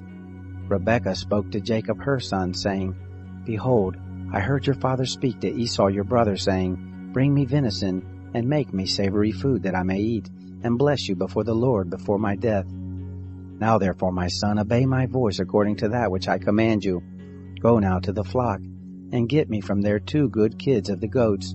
I will make them savory food for your father, such as he loves. You shall bring it to your father that he may eat, so that he may bless you before his death." Jacob said to Rebekah his mother, "Behold, Esau my brother is a hairy man, and I am a smooth man. What if my father touches me? I will seem to him as a deceiver, and I would bring a curse on myself and not a blessing." His mother said to him, "Let your curse be on me, my son. Only obey my voice and go get them for me." He went and got them, and brought them to his mother. His mother made savory food such as his father loved. Rebekah took the good clothes of Esau, her elder son, which were with her in the house, and put them on Jacob, her younger son. She put the skins of the kids of the goats on his hands and on the smooth of his neck. She gave the savory food and the bread which she had prepared into the hand of her son Jacob. He came to his father and said, "My father?" He said, "Here I am. Who are you, my son?" Jacob said to his father, "I am Esau, your firstborn. I have done what you asked me to do. Please arise, sit, and eat of my venison, that your soul may bless me." Isaac said to his son, "How is it that you found it so quickly, my son?" He said, "Because the Lord your God gave me success." Isaac said to Jacob, "Please come near, that I may feel you, my son, whether you are really my son Esau or not." Jacob went near to Isaac his father. He felt him and said, "The voice is Jacob's voice, but the hands are the hands of Esau." He didn't recognize him because his hands were hairy like his brother Esau's hands. So he blessed him. He said, "Are you really my son Esau?" He said, "I am." He said, "Bring it near to me, and I will eat of my son's venison, that my soul may bless you." He brought it near to him, and he ate. He brought him wine, and he drank. His father Isaac said to him, "Come near now and kiss me, my son." He came near and kissed him. He smelled the smell of his clothing and blessed him and said, "Behold, the smell of my son is as the smell of a field which the Lord has blessed. God give you of the dew of the sky, of the fatness of the earth, and plenty of grain and new wine. Let peoples serve you, nations bow down to you. Be lord over your brothers. Let your mother's sons bow down to you. Cursed be everyone who curses you. Blessed be everyone who blesses you." It happened as soon as Isaac had made an end of blessing Jacob, and Jacob had just gone out from the presence of Isaac his father, that Esau his brother came in from his hunting. He also made savory food and brought it to his father. He said to his father, "Let my father arise and eat of his son's venison, that your soul may bless me." Isaac his father said to him, "Who are you?" He said, "I am your son, your firstborn Esau." Isaac trembled violently and said, "Who then is he who has taken venison and brought it to me, and I have eaten all of it before you came, and have blessed him? Yes, he will be blessed." When Esau heard the words of his father, he cried with an exceeding great and bitter cry, and said to his father, "Bless me, even me also, my father." He said, "Your brother came with deceit, and has taken away your blessing." He said, "Isn't he rightly named Jacob? For he has supplanted me these 2 times. He took away my birthright. See, now he has taken away my blessing." He said, "Haven't you reserved a blessing for me?" Isaac answered Esau, "Behold, I have made him your lord, and all his brothers I have given to him for servants. With grain and new wine have I sustained him. What then will I do for you, my son?" Esau said to his father, "Have you but one blessing, my father? Bless me, even me also, my father." Esau lifted up his voice and wept. Isaac his father answered him, "Behold, of the fatness of the earth will be your dwelling, and of the dew of the sky from above. By your sword will you live, and you will serve your brother. It will happen when you will break loose, that you shall shake his yoke from off your neck." Esau hated Jacob because of the blessing with which his father blessed him. Esau said in his heart, "The days of mourning for my father are at hand. Then I will kill my brother Jacob." The words of Esau her elder son were told to Rebekah. She sent and called Jacob her younger son and said to him, "Behold, your brother Esau comforts himself about you by planning to kill you. Now therefore, my son, obey my voice. Arise, Flee to Laban, my brother, in Haran. Stay with him a few days until your brother's fury turns away, until your brother's anger turn away from you, and he forgets what you have done to him. Then I will send and get you from there. Why should I be bereaved of you both in one day?" Rebekah said to Isaac, "I am weary of my life because of the daughters of Heth. If Jacob takes a wife of the daughters of Heth, such as these, of the daughters of the land, what good will my life do me?"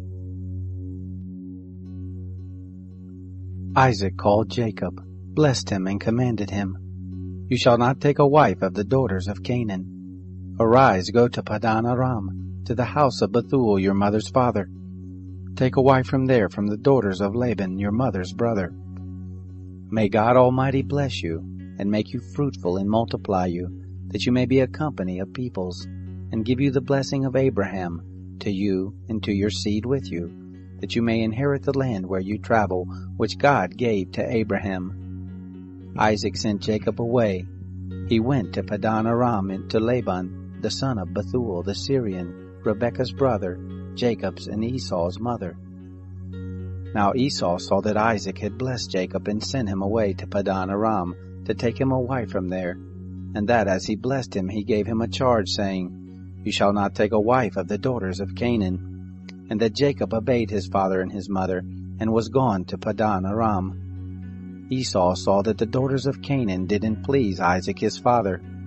Esau went to Ishmael, and took, besides the wives that he had, Mahalath, the daughter of Ishmael, Abraham's son, the sister of Nebaioth, to be his wife. Jacob went out from Beersheba, and went toward Haran. He came to a certain place, and stayed there all night, because the sun had set. He took one of the stones of the place, and put it under his head, and lay down in that place to sleep. He dreamed, behold, a stairway set up on the earth, and the top of it reached to the heaven. Behold, the angels of God ascending and descending on it. Behold, the Lord stood above it, and said, "I am the Lord, the God of Abraham your father, and the God of Isaac. The land whereon you lie, to you I will give it, and to your seed. Your seed will be as the dust of the earth, and you will spread abroad to the west, and to the east, and to the north, and to the south. In you and in your seed will all the families of the earth be blessed. Behold, I am with you, and will keep you wherever you go, and will bring you again into this land, for I will not leave you until I have done that which I have spoken of to you." Jacob awakened out of his sleep, and he said, "Surely the Lord is in this place, and I didn't know it." He was afraid, and said, "How dreadful is this place! This is none other than God's house, and this is the gate of heaven." Jacob rose up early in the morning, and took the stone that he had put under his head, and set it up for a pillar, and poured oil on the top of it. He called the name of that place Bethel, but the name of the city was Luz at the first. Jacob vowed a vow, saying, "If God will be with me, and will keep me in this way that I go, and will give me bread to eat and clothing to put on, so that I come again to my father's house in peace, and the Lord will be my God, then this stone which I have set up for a pillar will be God's house. Of all that you give me, I will surely give the tenth to you." Then Jacob went on his journey, and came to the land of the children of the east. He looked, and behold, a well in the field, and behold, 3 flocks of sheep lying there by it. For out of that well they watered the flocks. The stone on the well's mouth was great. There all the flocks were gathered. They rolled the stone from the well's mouth, and watered the sheep, and put the stone again on the well's mouth in his place. Jacob said to them, "My relatives, where are you from?" They said, "We are from Haran." He said to them, "Do you know Laban the son of Nahor?" They said, "We know him." He said to them, "Is it well with him?" They said, "It is well. See, Rachel his daughter is coming with the sheep." He said, "Behold, it is still the middle of the day, not time to gather the cattle together. Water the sheep, and go and feed them." They said, "We can't until all the flocks are gathered together, and they roll the stone from the well's mouth. Then we water the sheep." While he was yet speaking with them, Rachel came with her father's sheep, for she kept them.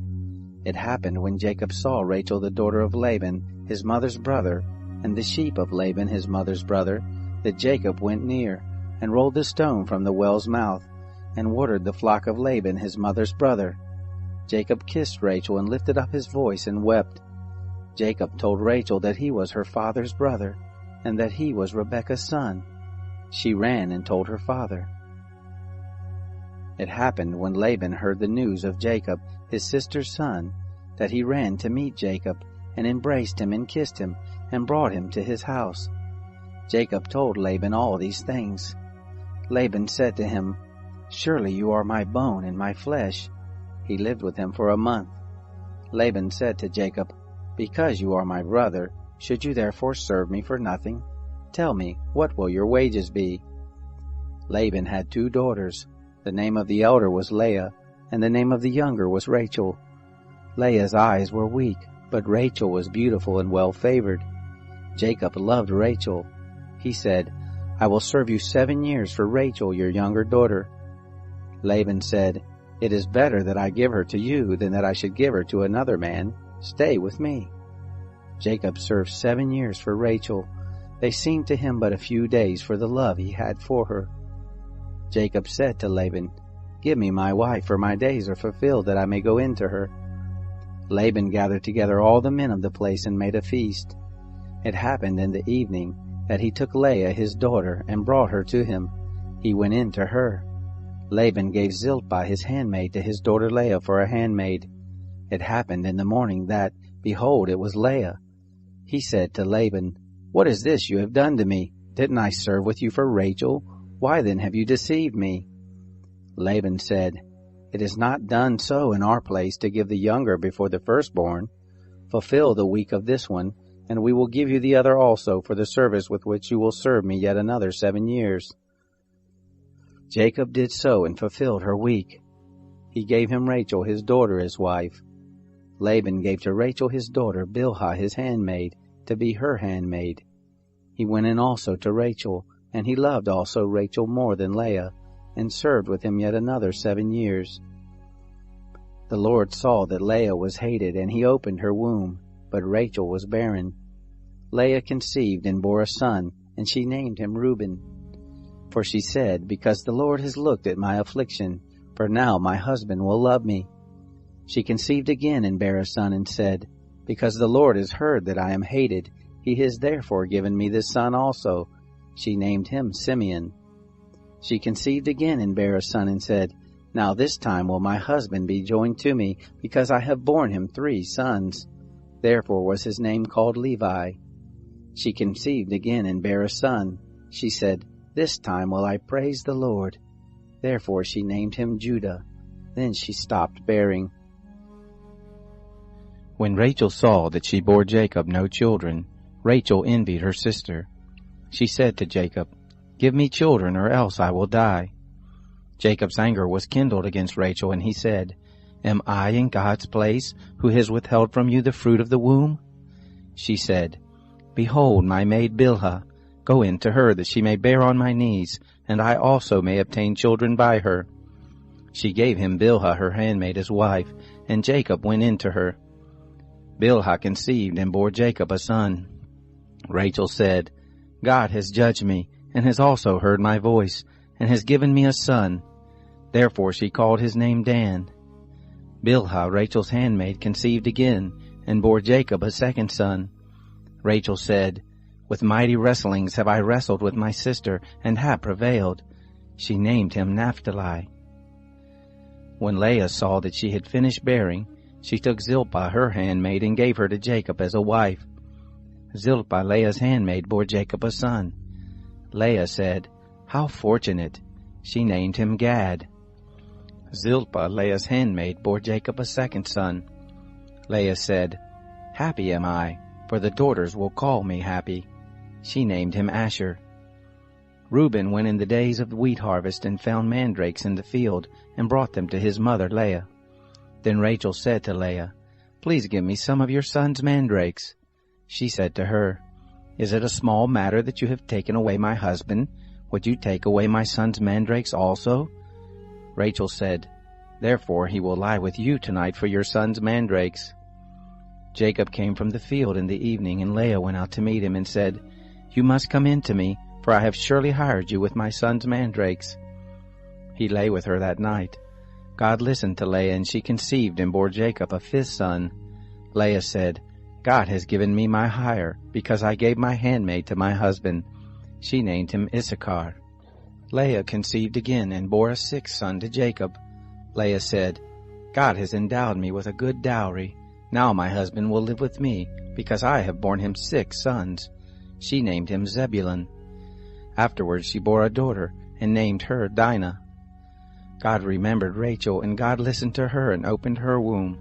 She conceived, bore a son, and said, God has taken away my reproach. She named him Joseph, saying, May the Lord add another son to me. It happened when Rachel had borne Joseph, that Jacob said to Laban, Send me away that I may go to my own place and to my own country. Give me my wives and my children for whom I have served you, and let me go. For you know my service with which I have served you. Laban said to him, If now I have found favor in your eyes, stay here, for I have divined that the Lord has blessed me for your sake. He said, Appoint me your wages, and I will give it. He said to him, You know how I have served you, and how your cattle have fared with me. For it was little which you had before I came, and it is increased to a multitude. The Lord has blessed you wherever I turned. Now when will I provide for my own house also? He said, What shall I give you? Jacob said, You shall not give me anything. If you will do this thing for me, I will again feed your flock and keep it. I will pass through all your flock today, removing from there every speckled and spotted one, and every black one among the sheep, and the spotted and speckled among the goats. This will be my hire. So my righteousness will answer for me hereafter when you come concerning my hire that is before you. Every one that is not speckled and spotted among the goats, and black among the sheep, that might be with me will be counted stolen. Laban said, Behold, I desire it to be according to your word. That day he removed the male goats that were streaked and spotted, and all the female goats that were speckled and spotted, every one that had white in it, and all the black ones among the sheep, and gave them into the hand of his sons. He set 3 days' journey between himself and Jacob fed the rest of Laban's flocks. Jacob took to himself rods of fresh poplar, almond, plane tree, peeled white streaks in them, and made the white appear which was in the rods. He set the rods which he had peeled opposite the flocks in the gutters and the watering troughs where the flocks came to drink. They conceived when they came to drink. The flocks conceived before the rods, and the flocks brought forth streaked, speckled, and spotted. Jacob separated the lambs and set the faces of the flocks toward the streaked, and all the black in the flock of Laban, and he put his own droves apart, and didn't put them into Laban's flock. It happened, whenever the stronger of the flock conceived, that Jacob laid the rods before the eyes of the flock in the gutters, that they might conceive among the rods. But when the flock were feeble, he didn't put them in. So the feebler were Laban's, and the stronger Jacob's. The man increased exceedingly, and had large flocks, maidservants and menservants, and camels and donkeys. He heard the words of Laban's son, saying, Jacob has taken away all that was our father's. From that which was our father's has he gotten all his wealth. Jacob saw the expression on Laban's face, and behold, it was not toward him as before. The Lord said to Jacob, Return to the land of your fathers and to your relatives, and I will be with you.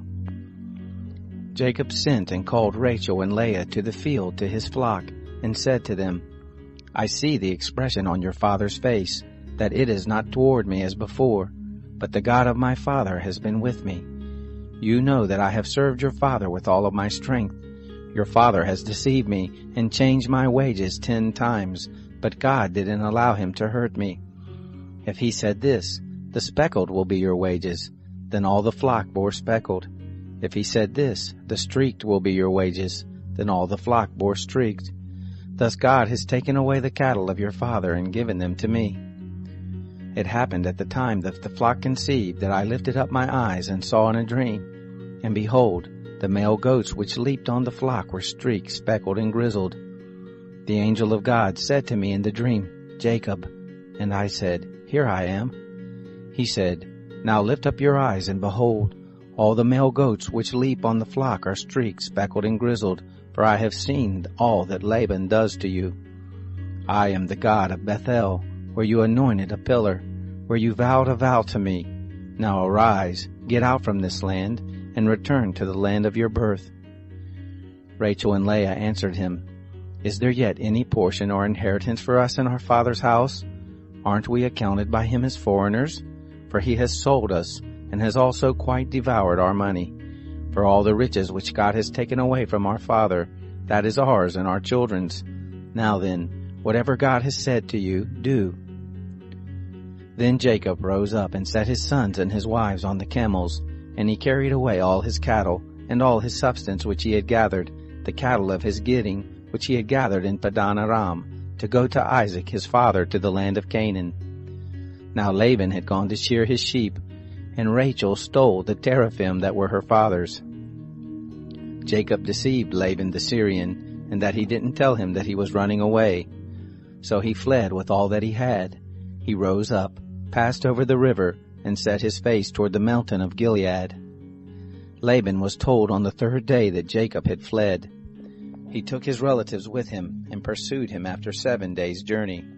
He overtook him in the mountain of Gilead. God came to Laban the Syrian in a dream of the night and said to him, "Take heed to yourself that you don't speak to Jacob either good or bad." Laban caught up with Jacob. Now Jacob had pitched his tent in the mountain, and Laban with his relatives encamped in the mountain of Gilead.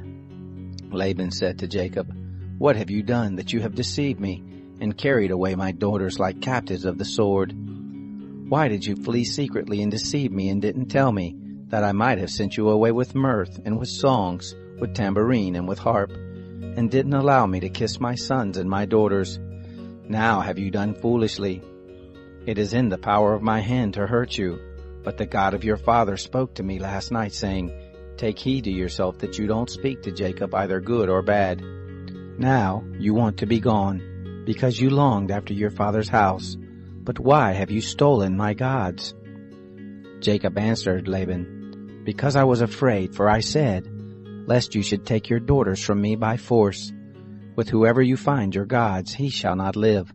Before our relatives, discern what is yours with me and take it.'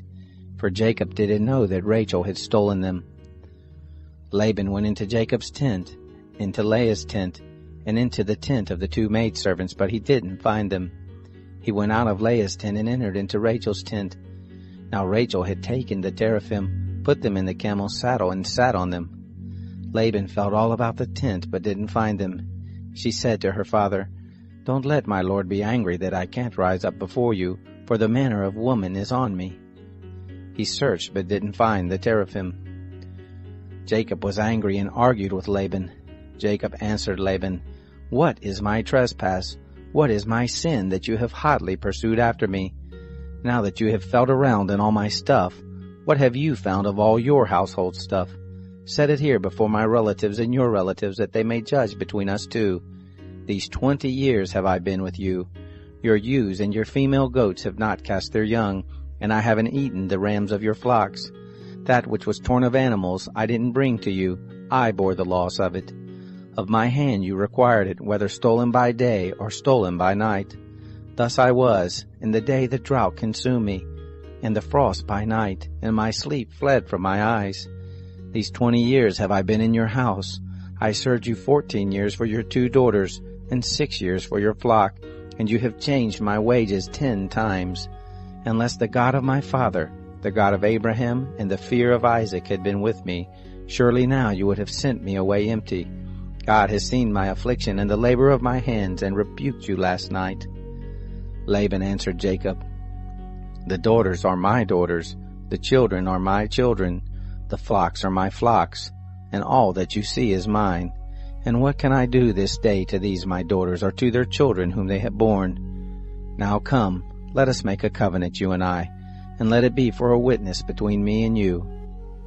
Jacob took a stone and set it up for a pillar. Jacob said to his relatives, "Gather stones." They took stones and made a heap. They ate there by the heap. Laban called it Jegar Sahadutha, but Jacob called it Galeed. Laban said, "This heap is witness between me and you this day.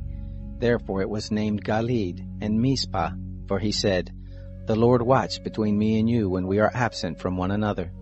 If you will afflict my daughters, and if you will take wives beside my daughters, no man is with us. Behold, God is witness between me and you. Laban said to Jacob, See this heap, and see the pillar which I have set between me and you. May this heap be a witness, and the pillar be a witness, that I will not pass over this heap to you, and that you will not pass over this heap and this pillar to me for harm. The God of Abraham, and the God of Nahor, the God of their father, judge between us. Then Jacob swore by the fear of his father Isaac. Jacob offered a sacrifice in the mountain, and called his relatives to eat bread. They ate bread and stayed all night in the mountain. Early in the morning, Laban rose up and kissed his sons and his daughters, and blessed them. Laban departed and returned to his place. Jacob went on his way, and the angels of God met him.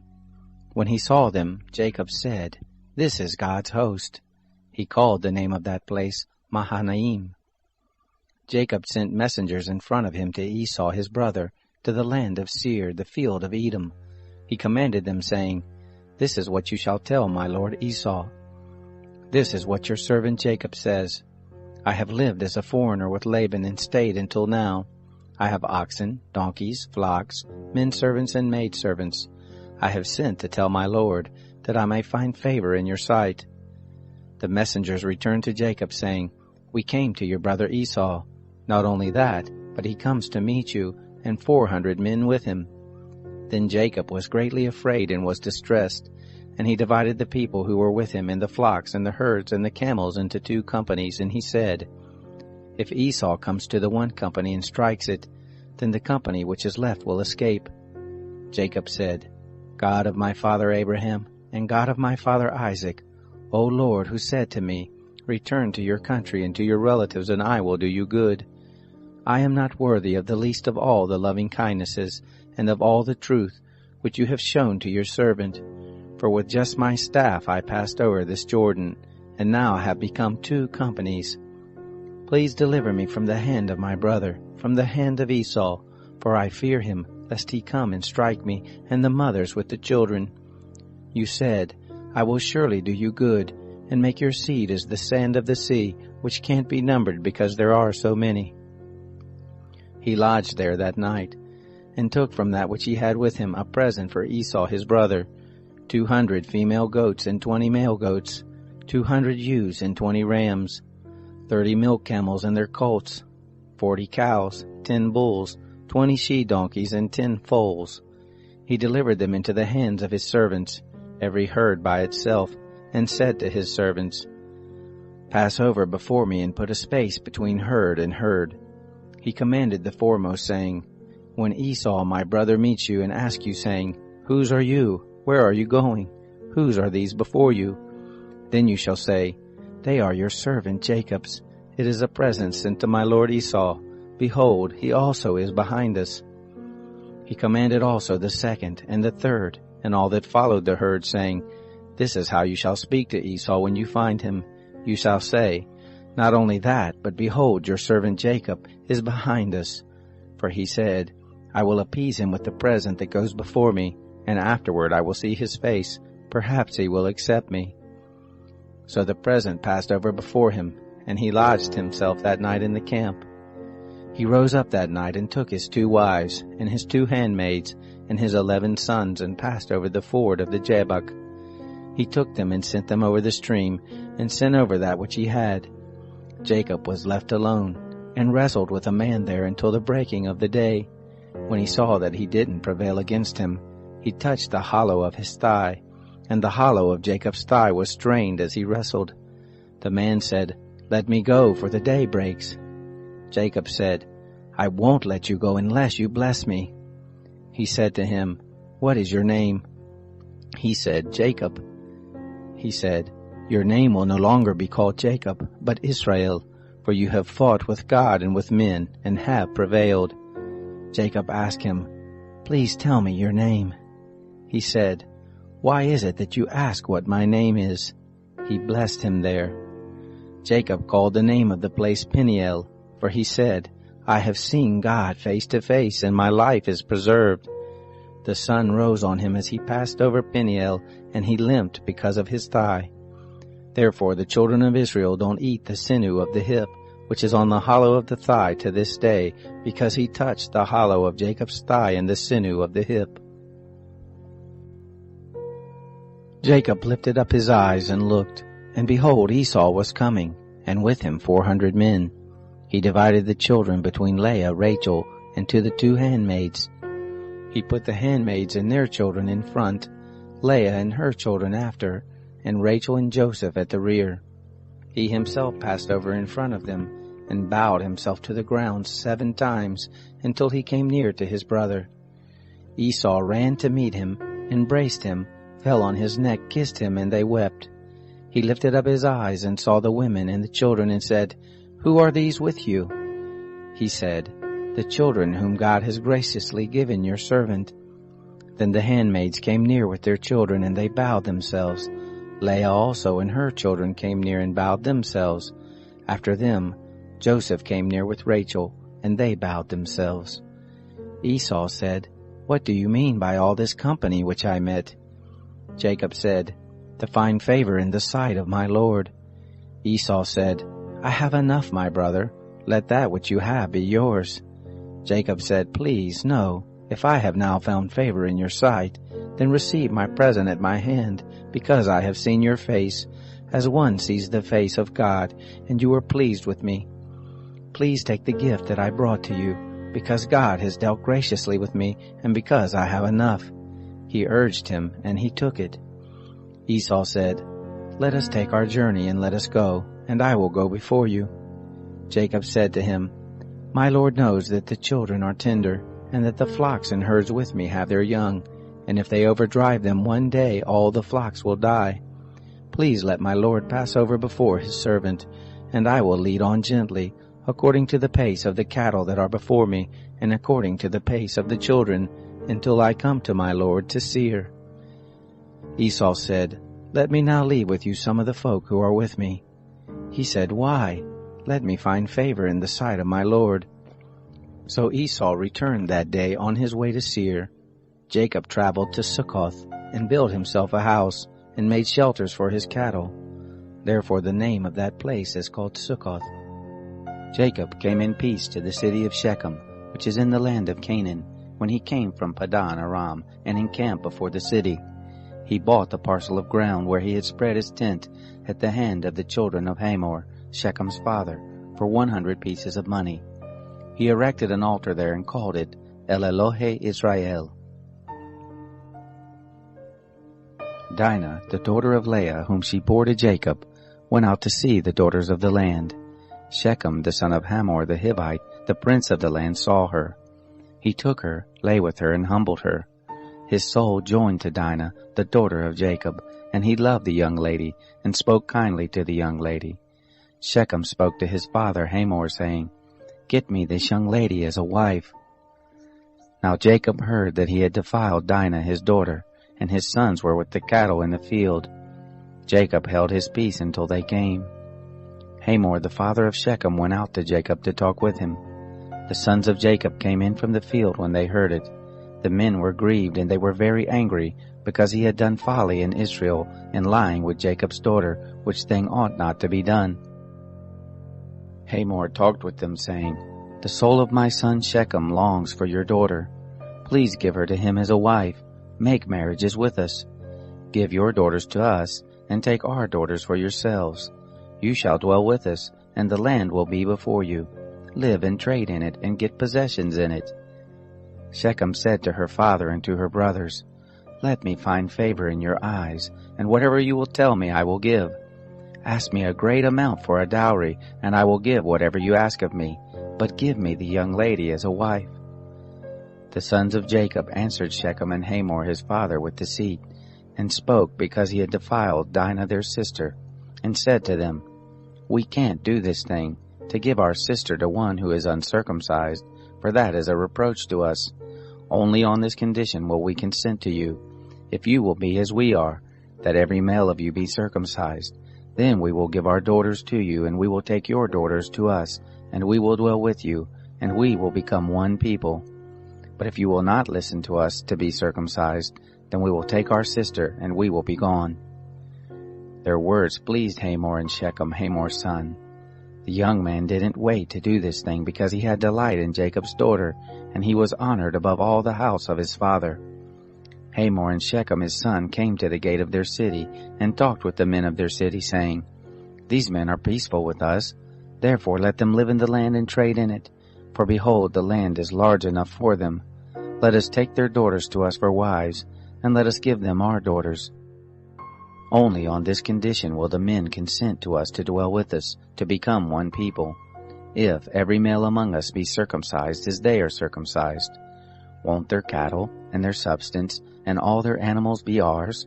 Only let us give our consent to them, and they will dwell with us." All who went out of the gate of his city listened to Hamor and to Shechem his son, and every male was circumcised, all who went out of the gate of his city. It happened on the third day, when they were sore, that two of Jacob's sons, Simeon and Levi, Dinah's brothers, each took his sword, and came upon the unsuspecting city, and killed all the males. They killed Hamor and Shechem his son with the edge of the sword, and took Dinah out of Shechem's house and went away. Jacob's sons came on the dead and plundered the city, because they had defiled their sister. They took their flocks, their herds, their donkeys, that which was in the city, and that which was in the field, and all their wealth. They took captive all their little ones and their wives, and took as plunder everything that was in the house. Jacob said to Simeon and Levi, "You have troubled me, to make me odious to the inhabitants of the land, among the Canaanites and the Perizzites. I am few in number. They will gather themselves together against me and strike me, and I will be destroyed, I and my house." They said, "Should he deal with our sister as with a prostitute?" God said to Jacob, "Arise, go up to Bethel and live there. Make there an altar to God, who appeared to you when you fled from the face of Esau your brother." Then Jacob said to his household and to all who were with him, "Put away the foreign gods that are among you. Purify yourselves, change your garments. Let us arise and go up to Bethel. I will make there an altar to God, who answered me in the day of my distress, and was with me in the way which I went."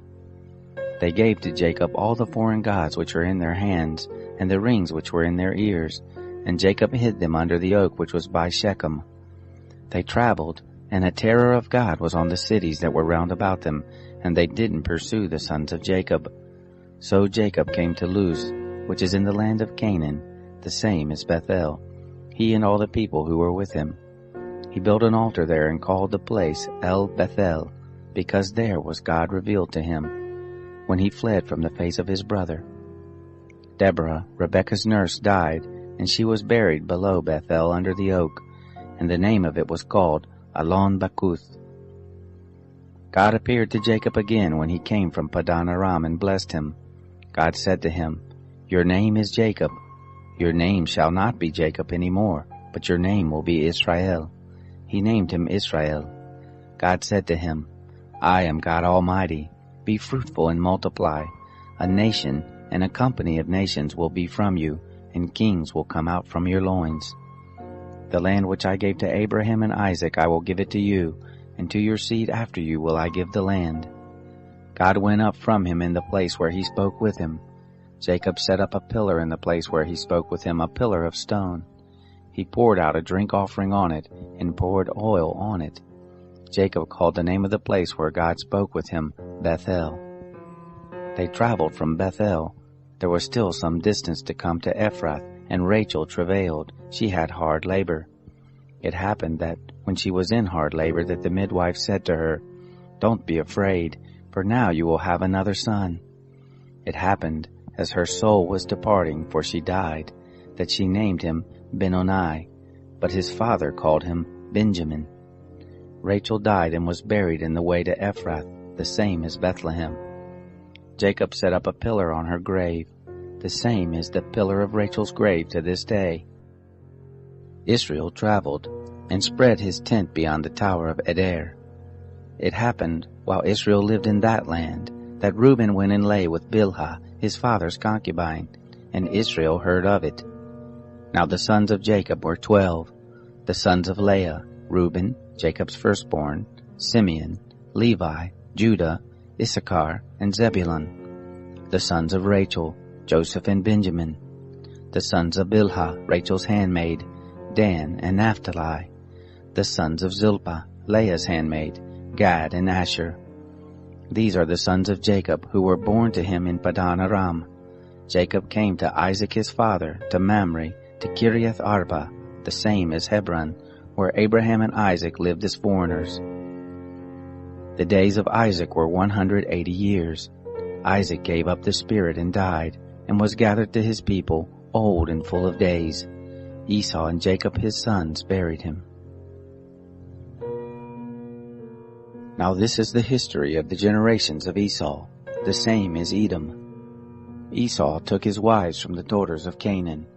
Adah, the daughter of Elon the Hittite, and Oholibamah, the daughter of Anah, the daughter of Zibeon the Hivite, and Basemath, Ishmael's daughter, the sister of Nebaioth.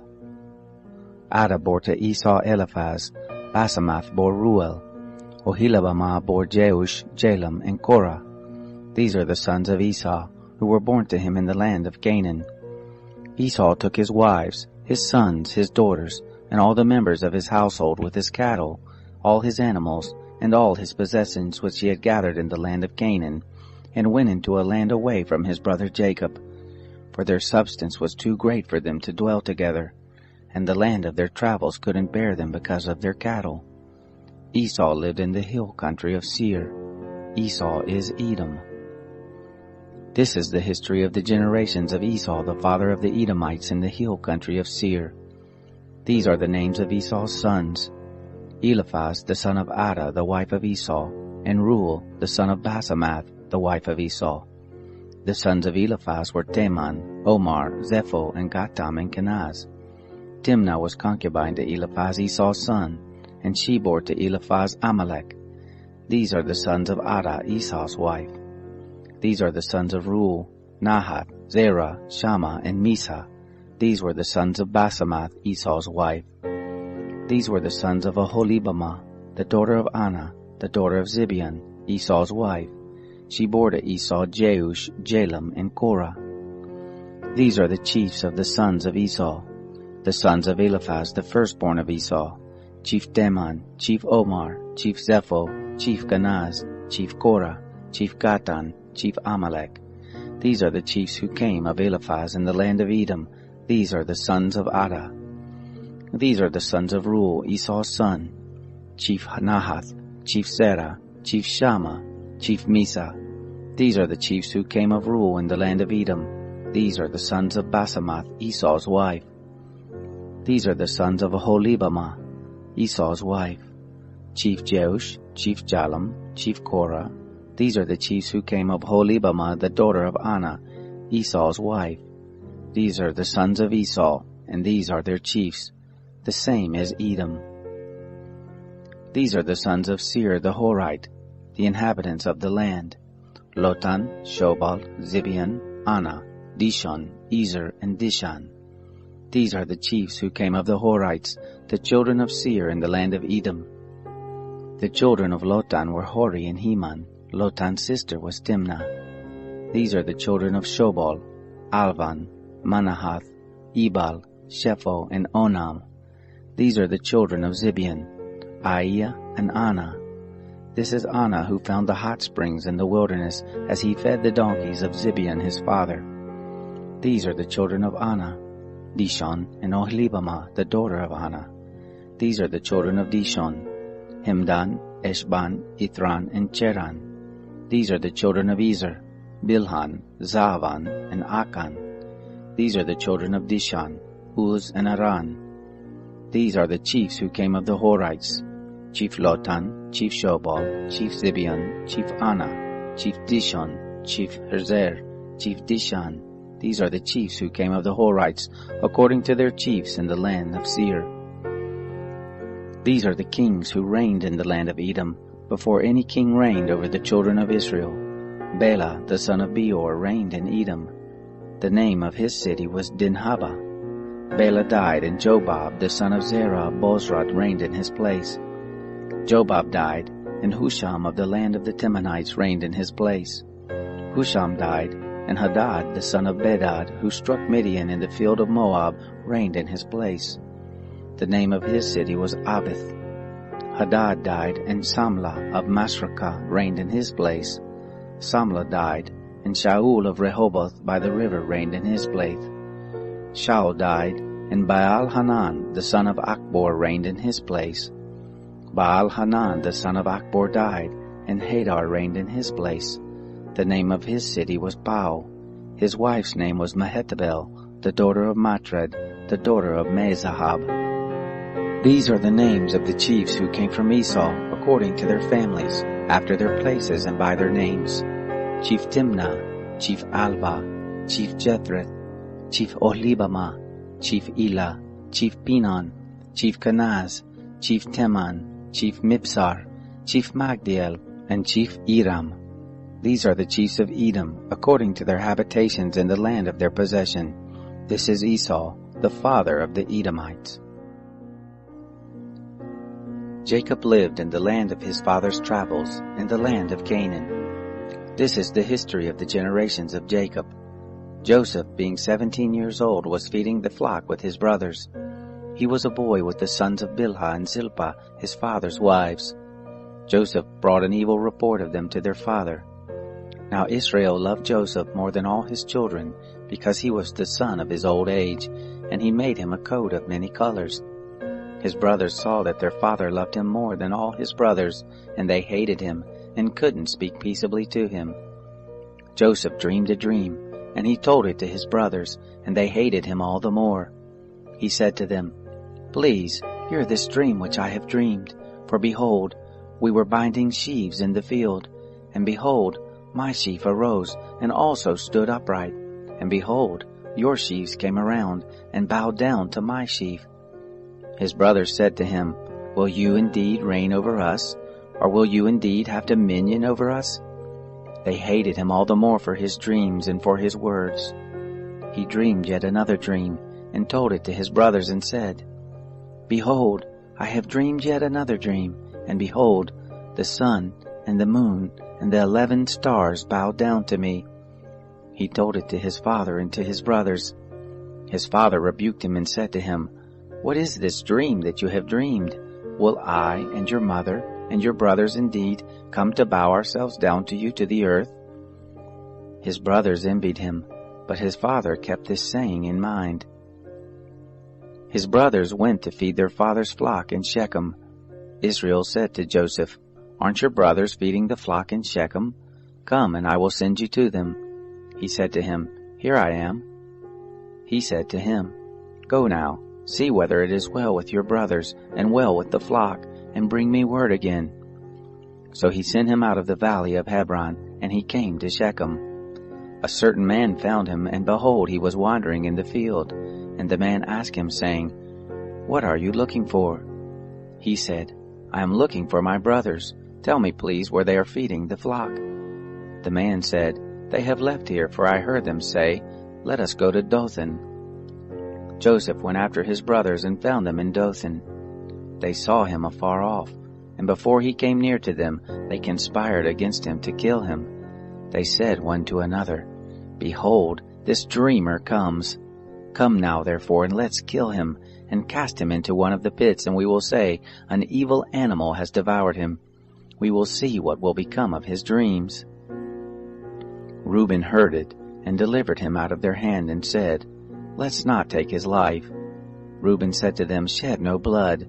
Throw him into this pit that is in the wilderness, but lay no hand on him, that he might deliver him out of their hand to restore him to his father."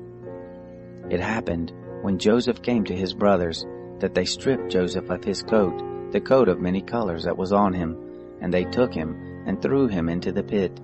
The pit was empty, there was no water in it. They sat down to eat bread, and they lifted up their eyes and looked, and saw a caravan of Ishmaelites was coming from Gilead, with their camels bearing spices and balm and myrrh, going to carry it down to Egypt. Judah said to his brothers, "What profit is it if we kill our brother and conceal his blood? Come and let's sell him to the Ishmaelites, and not let our hand be on him, for he is our brother, our flesh." His brothers listened to him. Midianites who were merchants passed by, and they drew and lifted up Joseph out of the pit, and sold Joseph to the Ishmaelites for 20 pieces of silver. They brought Joseph into Egypt. Reuben returned to the pit, and saw that Joseph wasn't in the pit, and he tore his clothes. He returned to his brothers and said, "The child is no more, and where will I go?" They took Joseph's coat, and killed a male goat, and dipped the coat in the blood. They took the coat of many colors, and they brought it to their father, and said, "We have found this. Examine it now, whether it is your son's coat or not." He recognized it and said, "It is my son's coat. An evil animal has devoured him. Joseph is without doubt torn in pieces." Jacob tore his clothes, and put sackcloth on his loins, and mourned for his son many days. All his sons and all his daughters rose up to comfort him, but he refused to be comforted. He said, "For I will go down to Sheol to my son mourning." His father wept for him. The Midianites sold him into Egypt to Potiphar, an officer of Pharaoh, the captain of the guard.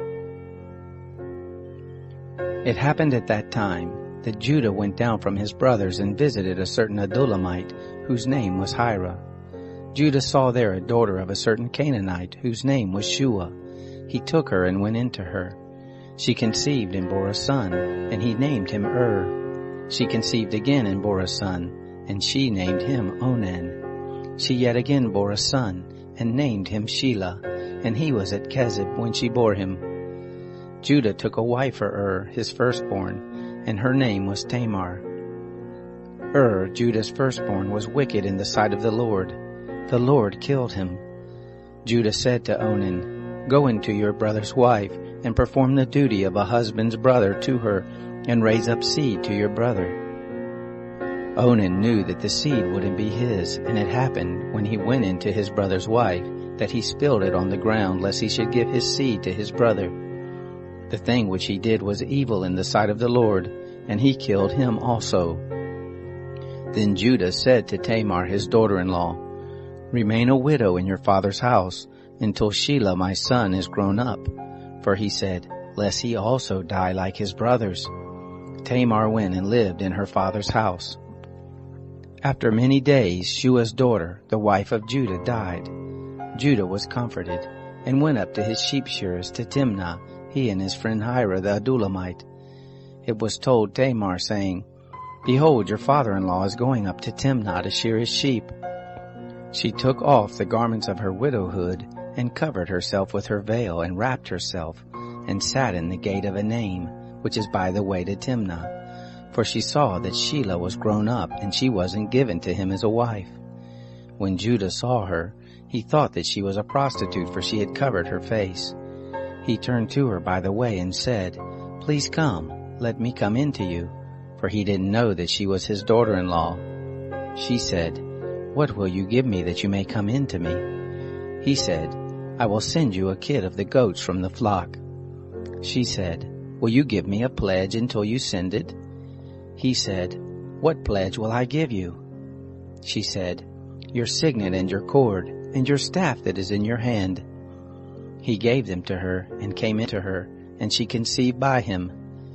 She arose and went away, and put off her veil from her, and put on the garments of her widowhood.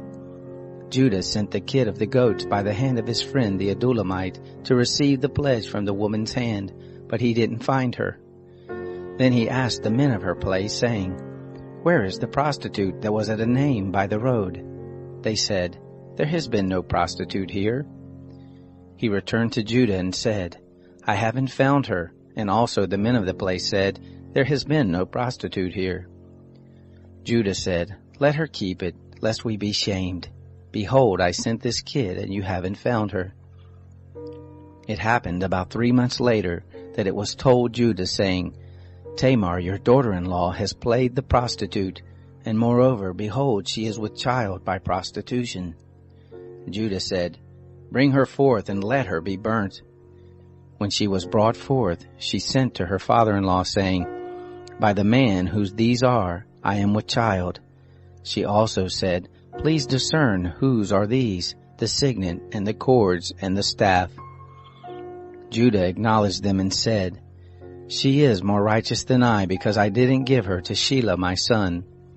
He knew her again no more. It happened in the time of her travail, that behold, twins were in her womb. It happened, when she travailed, that one put out a hand, and the midwife took and tied a scarlet thread on his hand, saying, This came out first. It happened, as he drew back his hand, that behold, his brother came out, and she said, Why have you made a breach for yourself? Therefore his name was called Perez. Afterward his brother came out, that had the scarlet thread on his hand, and his name was called Zerah. Joseph was brought down to Egypt. Potiphar, an officer of Pharaoh's, the captain of the guard, an Egyptian, bought him from the hand of the Ishmaelites that had brought him down there. The Lord was with Joseph, and he was a prosperous man. He was in the house of his master the Egyptian. His master saw that the Lord was with him, and that the Lord made all that he did prosper in his hand. Joseph found favor in his sight.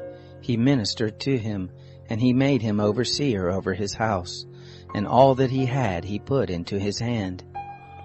It happened from the time that he made him overseer in his house and over all that he had, that the Lord blessed the Egyptian's house for Joseph's sake, and the blessing of the Lord was on all that he had, in the house and in the field. He left all that he had in Joseph's hand. He didn't concern himself with anything except for the food which he ate. Joseph was well built and handsome. It happened after these things that his master's wife cast her eyes on Joseph, and she said, Lie with me. But he refused and said to his master's wife, Behold, my master doesn't know what is with me in the house, and he has put all that he has into my hand.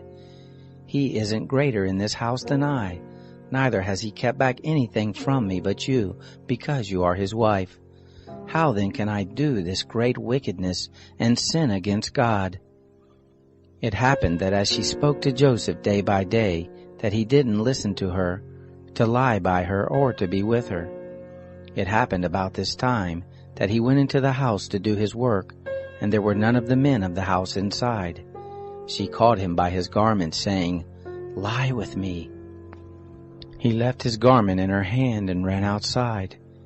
It happened, when she saw that he had left his garment in her hand and had run outside, that she called to the men of her house, and spoke to them, saying, Behold, he has brought in a Hebrew to us to mock us. He came in to me to lie with me, and I cried with a loud voice.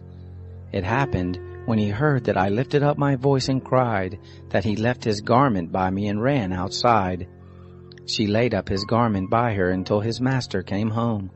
She spoke to him according to these words, saying, The Hebrew servant whom you have brought to us came in to me to mock me, and it happened as I lifted up my voice and cried, that he left his garment by me and ran outside. It happened, when his master heard the words of his wife which she spoke to him, saying, This is what your servant did to me, that his wrath was kindled. Joseph's master took him and put him into the prison, the place where the king's prisoners were bound, and he was there in custody. But the Lord was with Joseph and showed kindness to him, and gave him favor in the sight of the keeper of the prison. The keeper of the prison committed to Joseph's hand all the prisoners who were in the prison. Whatever they did there, he was the doer of it. The keeper of the prison didn't look after anything that was under his hand, because the Lord was with him, and that which he did, the Lord made it prosper. It happened after these things, that the butler of the king of Egypt and his baker offended their lord the king of Egypt. Pharaoh was angry with his two officers, the chief cupbearer and the chief baker. He put them in custody in the house of the captain of the guard, into the prison, the place where Joseph was bound. The captain of the guard assigned them to Joseph, and he took care of them. They stayed in prison many days. They both dreamed a dream, each man his dream in one night, each man according to the interpretation of his dream, the cupbearer and the baker of the king of Egypt, who were bound in the prison. Joseph came to them in the morning and saw them, and saw that they were sad. He asked Pharaoh's officers who were with him in custody in his master's house, saying, "Why do you look so sad today?" They said to him, "We have dreamed a dream, and there is no one who can interpret it." Joseph said to them, "Don't interpretations belong to God? Please tell it to me." The chief cupbearer told his dream to Joseph and said to him, "In my dream, behold, a vine was in front of me, and in the vine were 3 branches. It was as though it budded, its blossoms shot forth, and the clusters of it brought forth ripe grapes. Pharaoh's cup was in my hand, and I took the grapes, and pressed them into Pharaoh's cup, and I gave the cup into Pharaoh's hand." Joseph said to him, "This is the interpretation of it. The 3 branches are 3 days. Within 3 more days, Pharaoh will lift up your head and restore you to your office. You will give Pharaoh's cup into his hand, the way you did when you were his cupbearer. But remember me when it will be well with you, and show kindness, please, to me, and make mention of me to Pharaoh, and bring me out of this house.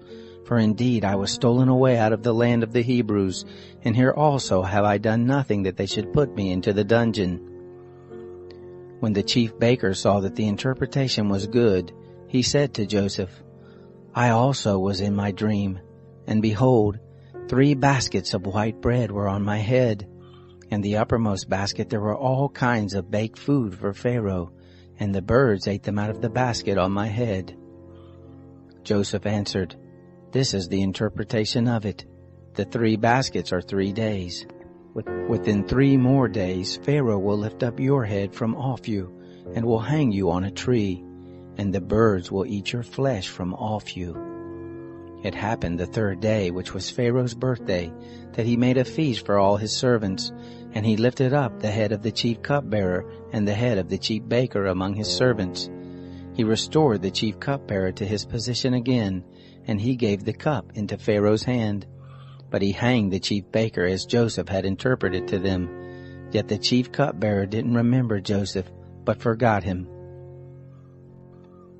It happened at the end of 2 full years that Pharaoh dreamed, and behold, he stood by the river. Behold, there came up out of the river 7 cattle, well-favored and fat-fleshed, and they fed in the reed grass. Behold, 7 other cattle came up after them out of the river, ill-favored and lean-fleshed, and stood by the other cattle on the brink of the river. The ill-favored and lean-fleshed cattle ate up the 7 well-favored and fat cattle. So Pharaoh awoke. He slept and dreamed a 2nd time, and behold, 7 heads of grain came up on one stalk, healthy and good. Behold, 7 heads of grain, thin and blasted with the east wind, sprung up after them. The thin heads of grain swallowed up the 7 healthy and full ears. Pharaoh awoke, and behold, it was a dream. It happened in the morning that his spirit was troubled, and he sent and called for all the magicians of Egypt and all the wise men of it. Pharaoh told them his dream, but there was no one who could interpret them to Pharaoh. Then the chief cupbearer spoke to Pharaoh, saying, "I remember my faults today. Pharaoh was angry with his servants and put me in custody in the house of the captain of the guard, me and the chief baker. We dreamed a dream in one night, I and he. We dreamed each man according to the interpretation of his dream. There was with us there a young man, a Hebrew, servant to the captain of the guard, and we told him, and he interpreted to us our dreams. To each man according to his dream he interpreted. It happened, as he interpreted to us, so it was. He restored me to my office, and he hanged him." Then Pharaoh sent and called Joseph, and they brought him hastily out of the dungeon. He shaved himself, changed his clothing, and came in to Pharaoh. Pharaoh said to Joseph, "I have dreamed a dream, and there is no one who can interpret it. I have heard it said of you that when you hear a dream you can interpret it." Joseph answered Pharaoh, saying, "It isn't in me. God will give Pharaoh an answer of peace." Pharaoh spoke to Joseph, "In my dream, behold, I stood on the brink of the river, and behold, there came up out of the river 7 cattle, fat-fleshed and well-favored. They fed in the reed grass. And behold, 7 other cattle came up after them, poor and very ill-favored and lean-fleshed, such as I never saw in all the land of Egypt for ugliness. The lean and ill-favored cattle ate up the first 7 fat cattle. And when they had eaten them up, it couldn't be known that they had eaten them, but they were still ill-favored as at the beginning. So I awoke. I saw in my dream, and behold, 7 heads of grain came up on one stalk, full and good. And behold, 7 heads of grain, withered, thin and blasted, with the east wind sprung up after them. The thin heads of grain swallowed up the 7 good heads of grain.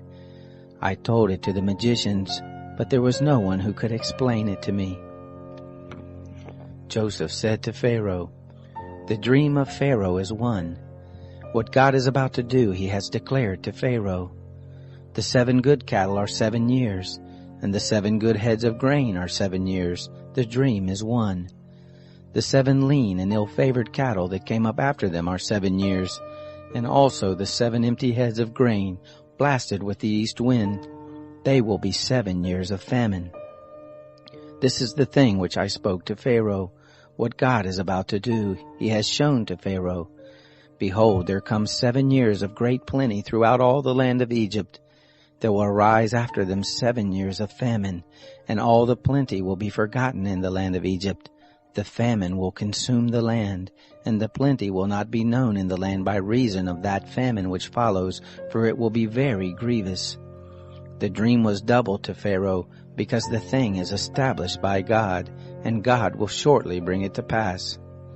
Now therefore let Pharaoh look for a discreet and wise man, and set him over the land of Egypt.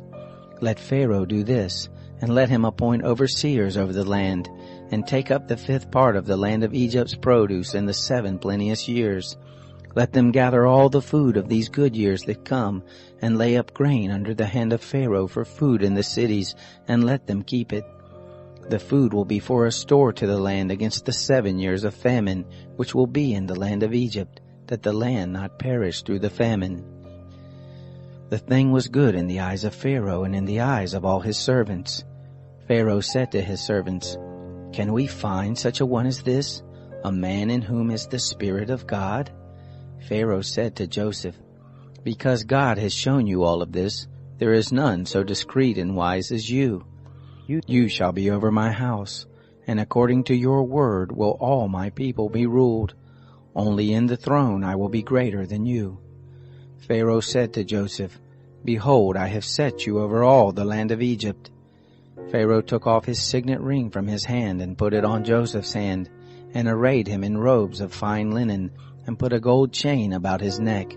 And he made him to ride in the 2nd chariot which he had. They cried before him, "Bow the knee." He set him over all the land of Egypt. Pharaoh said to Joseph, "I am Pharaoh, and without you shall no man lift up his hand or his foot in all the land of Egypt." Pharaoh called Joseph's name Zaphenath-Paneah, and he gave him Asenath, the daughter of Potipherah, priest of On, as a wife. Joseph went out over all the land of Egypt. Joseph was 30 years old when he stood before Pharaoh, king of Egypt. Joseph went out from the presence of Pharaoh, and went throughout all the land of Egypt. And the 7 plenteous years the earth brought forth abundantly. He gathered up all the food of the 7 years which were in the land of Egypt, and laid up the food in the cities. The food of the field which was round about every city he laid up in the same. Joseph laid up grain as the sand of the sea, very much until he stopped counting, for it was without number. To Joseph were born 2 sons before the year of famine came, whom Asenath, the daughter of Potipherah, priest of On, bore to him. Joseph called the name of the firstborn Manasseh, for he said, "God has made me forget all my toil, and all my father's house." The name of the second he called Ephraim, for God has made me fruitful in the land of my affliction. The 7 years of plenty that was in the land of Egypt came to an end. The 7 years of famine began to come, just as Joseph had said. There was famine in all lands, but in all the land of Egypt there was bread. When all the land of Egypt was famished, the people cried to Pharaoh for bread, and Pharaoh said to the Egyptians, "Go to Joseph, what he says to you do." The famine was over all the surface of the earth. Joseph opened all the storehouses and sold to the Egyptians. The famine was severe in the land of Egypt. All countries came into Egypt to Joseph to buy grain, because the famine was severe in all the earth. Now Jacob saw that there was grain in Egypt, and Jacob said to his sons, "Why do you look at one another?" He said, "Behold, I have heard that there is grain in Egypt. Go down there and buy for us from there, so that we may live and not die." Joseph's 10 brothers went down to buy grain from Egypt. But Jacob didn't send Benjamin, Joseph's brother, with his brothers, for he said, lest perhaps harm happen to him. The sons of Israel came to buy among those who came, for the famine was in the land of Canaan. Joseph was the governor over the land. It was he who sold to all the people of the land. Joseph's brothers came and bowed themselves down to him with their faces to the earth.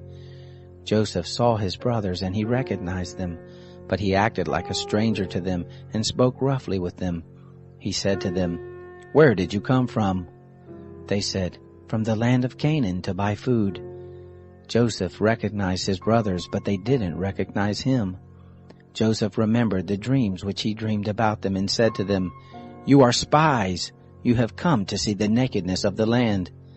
They said to him, "No, my lord, but your servants have come to buy food.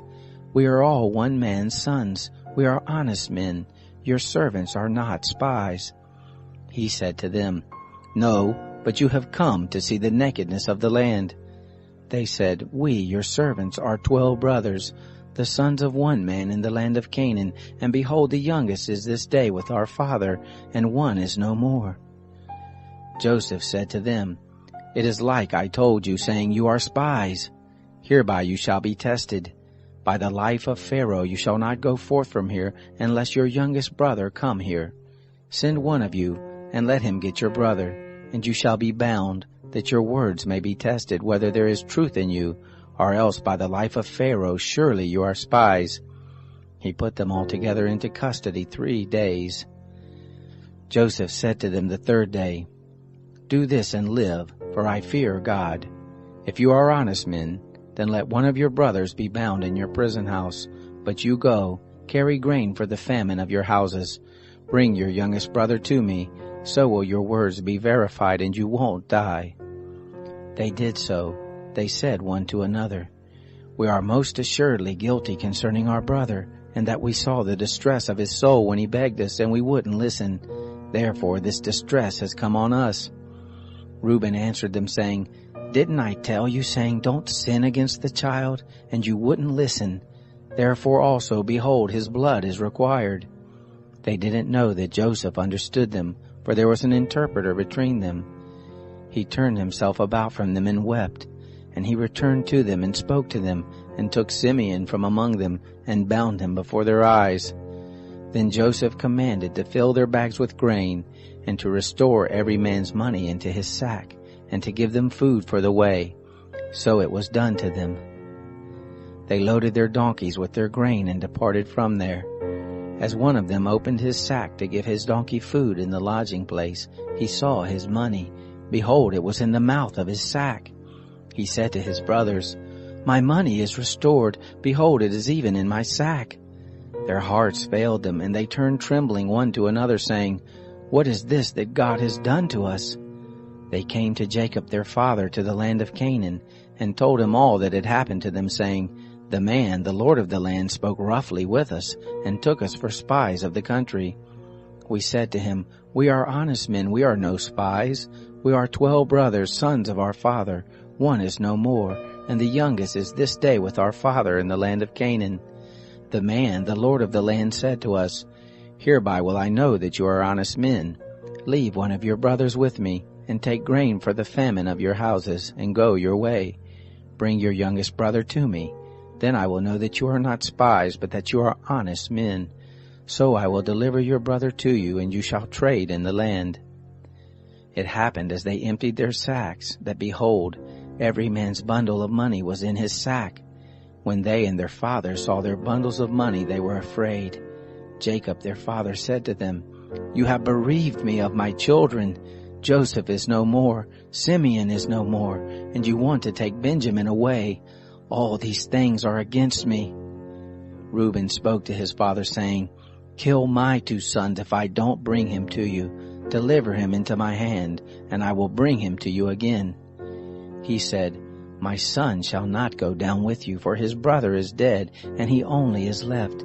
If harm happens to him by the way in which you go, then you will bring down my gray hairs with sorrow to Sheol."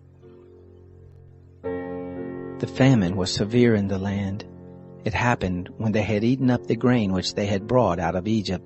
Their father said to them, "Go again, buy us a little more food." Judah spoke to him, saying, "The man solemnly warned us, saying, 'You shall not see my face unless your brother is with you. If you will send our brother with us, we will go down and buy you food. But if you will not send him, we will not go down, for the man said to us, You shall not see my face unless your brother is with you.'"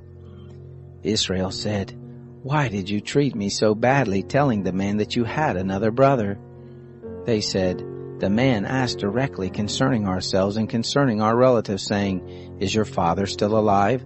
Have you another brother?' We just answered his questions. Is there any way we could know that he would say, 'Bring your brother down'?" Judah said to Israel his father, "Send the boy with me, and we will arise and go, so that we may live and not die, both we and you, and also our little ones. I will be collateral for him. From my hand will you require him. If I don't bring him to you and set him before you, then let me bear the blame forever. For unless we had lingered, surely we would have returned a second time by now." Their father Israel said to them, "If it be so now, do this. Take from the choice fruits of the land in your bags, and carry down a present for the man, a little balm, a little honey, spices and myrrh, nuts and almonds. And take double money in your hand. With the money that was returned in the mouth of your sacks, carry again in your hand. Perhaps it was an oversight. Take also your brother, and arise, go again to the man. May God Almighty give you mercy before the man, that he may release to you your other brother and Benjamin. If I am bereaved of my children, I am bereaved." The men took that present, and they took double money in their hand, and Benjamin, and rose up, went down to Egypt, and stood before Joseph.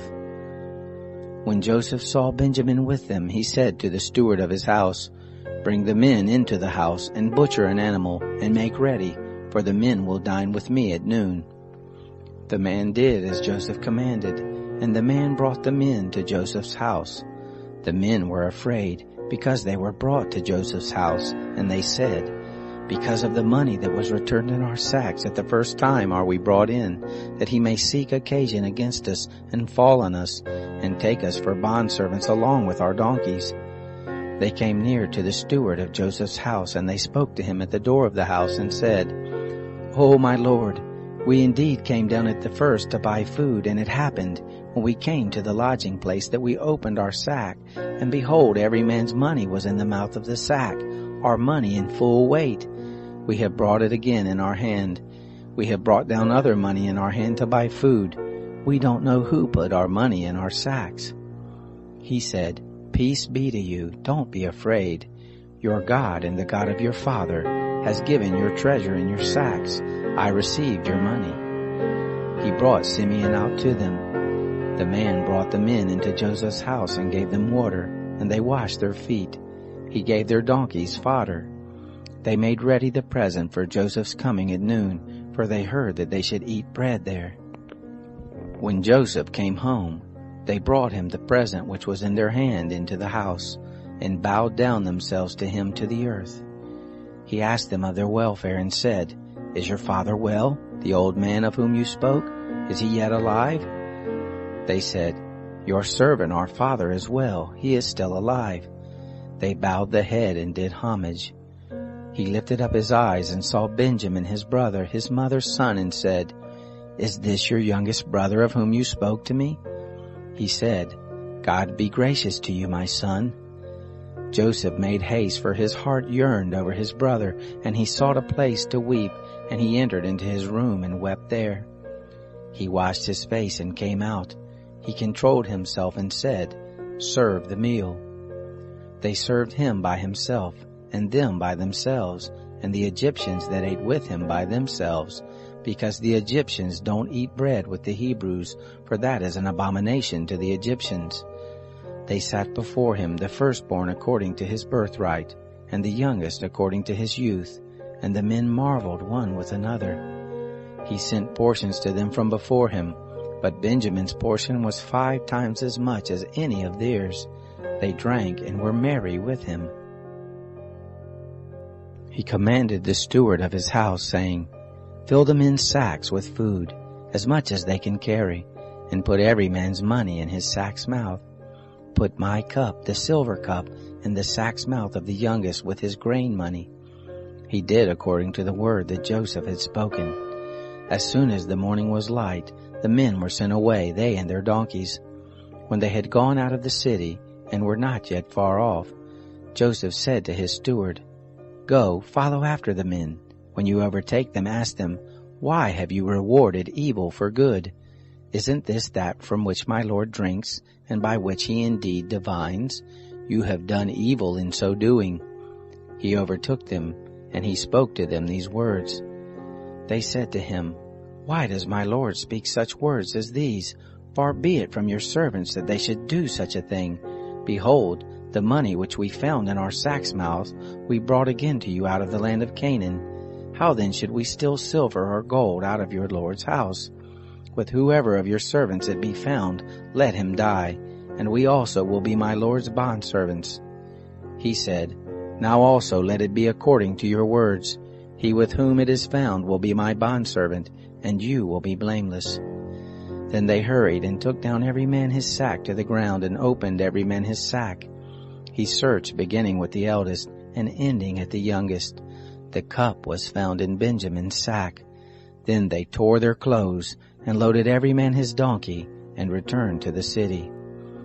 Judah and his brothers came to Joseph's house, and he was still there. They fell on the ground before him. Joseph said to them, What deed is this that you have done? Don't you know that such a man as I can indeed divine? Judah said, What will we tell, my Lord? What will we speak? Or how will we clear ourselves? God has found out the iniquity of your servants.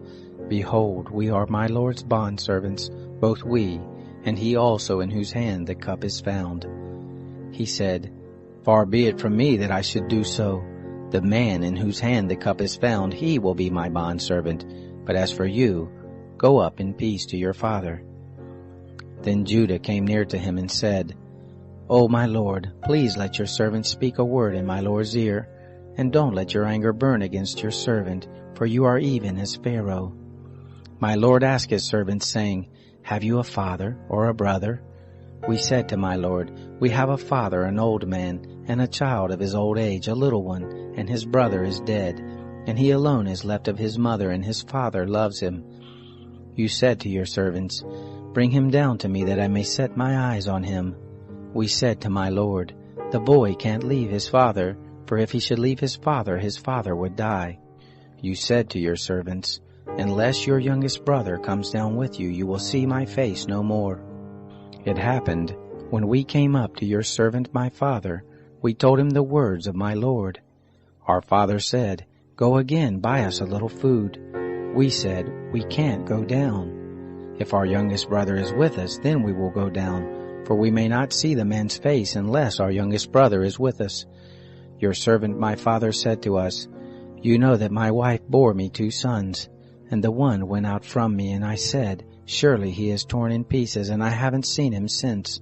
If you take this one also from me, and harm happens to him, you will bring down my gray hairs with sorrow to Sheol. Now therefore, when I come to your servant my father, and the boy is not with us, seeing that his life is bound up in the boy's life, it will happen, when he sees that the boy is no more, that he will die. Your servants will bring down the gray hairs of your servant our father with sorrow to Sheol. For your servant became collateral for the boy to my father, saying, If I don't bring him to you, then I will bear the blame to my father forever. Now therefore please let your servant stay instead of the boy, a bondservant to my Lord, and let the boy go up with his brothers. For how will I go up to my father if the boy isn't with me, lest I see the evil that will come on my father? Then Joseph couldn't control himself before all those who stood before him, and he cried, "Cause every man to go out from me." There stood no man with him, while Joseph made himself known to his brothers. He wept aloud. The Egyptians heard, and the house of Pharaoh heard. Joseph said to his brothers, "I am Joseph. Does my father still live?" His brothers couldn't answer him, for they were terrified at his presence. Joseph said to his brothers, "Come near to me, please." They came near. He said, "I am Joseph, your brother, whom you sold into Egypt. Now don't be grieved nor angry with yourselves that you sold me here, for God sent me before you to preserve life. For these 2 years the famine has been in the land, and there are yet 5 years in which there will be neither plowing nor harvest. God sent me before you to preserve you a remnant in the earth, and to save you alive by a great deliverance. So now it wasn't you who sent me here, but God, and he has made me a father to Pharaoh, lord of all his house, and ruler over all the land of Egypt. Hurry and go up to my father and tell him, this is what your son Joseph says. God has made me lord of all Egypt. Come down to me, don't wait. You shall dwell in the land of Goshen, and you will be near to me, you, your children, your children's children, your flocks, your herds, and all that you have. There I will nourish you, for there are yet 5 years of famine, lest you come to poverty, you and your household and all that you have. Behold, your eyes see, and the eyes of my brother Benjamin, that it is my mouth that speaks to you. You shall tell my father of all my glory in Egypt, and of all that you have seen. You shall hurry and bring my father down here." He fell on his brother Benjamin's neck and wept, and Benjamin wept on his neck. He kissed all his brothers and wept on them. After that his brothers talked with him. The report of it was heard in Pharaoh's house, saying, "Joseph's brothers have come." It pleased Pharaoh well and his servants. Pharaoh said to Joseph, "Tell your brothers, do this. Load your animals and go, travel to the land of Canaan. Take your father and your households and come to me, and I will give you the good of the land of Egypt, and you will eat the fat of the land. Now you are commanded to do this. Take wagons out of the land of Egypt for your little ones and for your wives, and bring your father and come. Also don't concern yourselves about your belongings, for the good of all of the land of Egypt is yours." The sons of Israel did so. Joseph gave them wagons according to the commandment of Pharaoh, and gave them provision for the way. To all of them he gave each man changes of clothing, but to Benjamin he gave 300 pieces of silver and 5 changes of clothing. To his father he sent after this manner: 10 donkeys loaded with the good things of Egypt, and 10 female donkeys loaded with grain and bread and provision for his father by the way. So he sent his brothers away, and they departed. He said to them, "See that you don't quarrel on the way." They went up out of Egypt and came into the land of Canaan to Jacob their father. They told him, saying, "Joseph is still alive, and he is ruler over all the land of Egypt." His heart fainted, for he didn't believe them. They told him all the words of Joseph which he had said to them. When he saw the wagons which Joseph had sent to carry him, the spirit of Jacob their father revived. Israel said, "It is enough. Joseph my son is still alive. I will go and see him before I die." Israel traveled with all that he had and came to Beersheba, and offered sacrifices to the God of his father Isaac. God spoke to Israel in the visions of the night and said, "Jacob, Jacob." He said, "Here I am." He said, "I am God, the God of your father. Don't be afraid to go down into Egypt, for there I will make of you a great nation. I will go down with you into Egypt. I will also surely bring you up again. Joseph will close your eyes." Jacob rose up from Beersheba, and the sons of Israel carried Jacob their father, their little ones and their wives, in the wagons which Pharaoh had sent to carry him. They took their cattle and their goods, which they had gotten in the land of Canaan, and came into Egypt, Jacob and all his seed with him, his sons and his sons' sons with him, his daughters and his sons' daughters, and he brought all his seed with him into Egypt. These are the names of the children of Israel who came into Egypt. Jacob and his sons. Reuben, Jacob's firstborn. The sons of Reuben, Hanok, Palu, Hezron, and Carmi. The sons of Simeon, Jemuel, Jamin, Ohad, Jachin, Zohar, and Shaul, the son of a Canaanite woman. The sons of Levi, Gershon, Kohath, and Merari. The sons of Judah, Onan, Shelah, Perez, and Zerah. But and Onan died in the land of Canaan. The sons of Perez were Hezron and Hamul.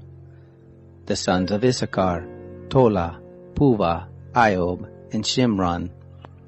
The sons of Zebulun, Sered, Elon, and Shalil. These are the sons of Leah, whom she bore to Jacob in Padan Aram with his daughter Dinah.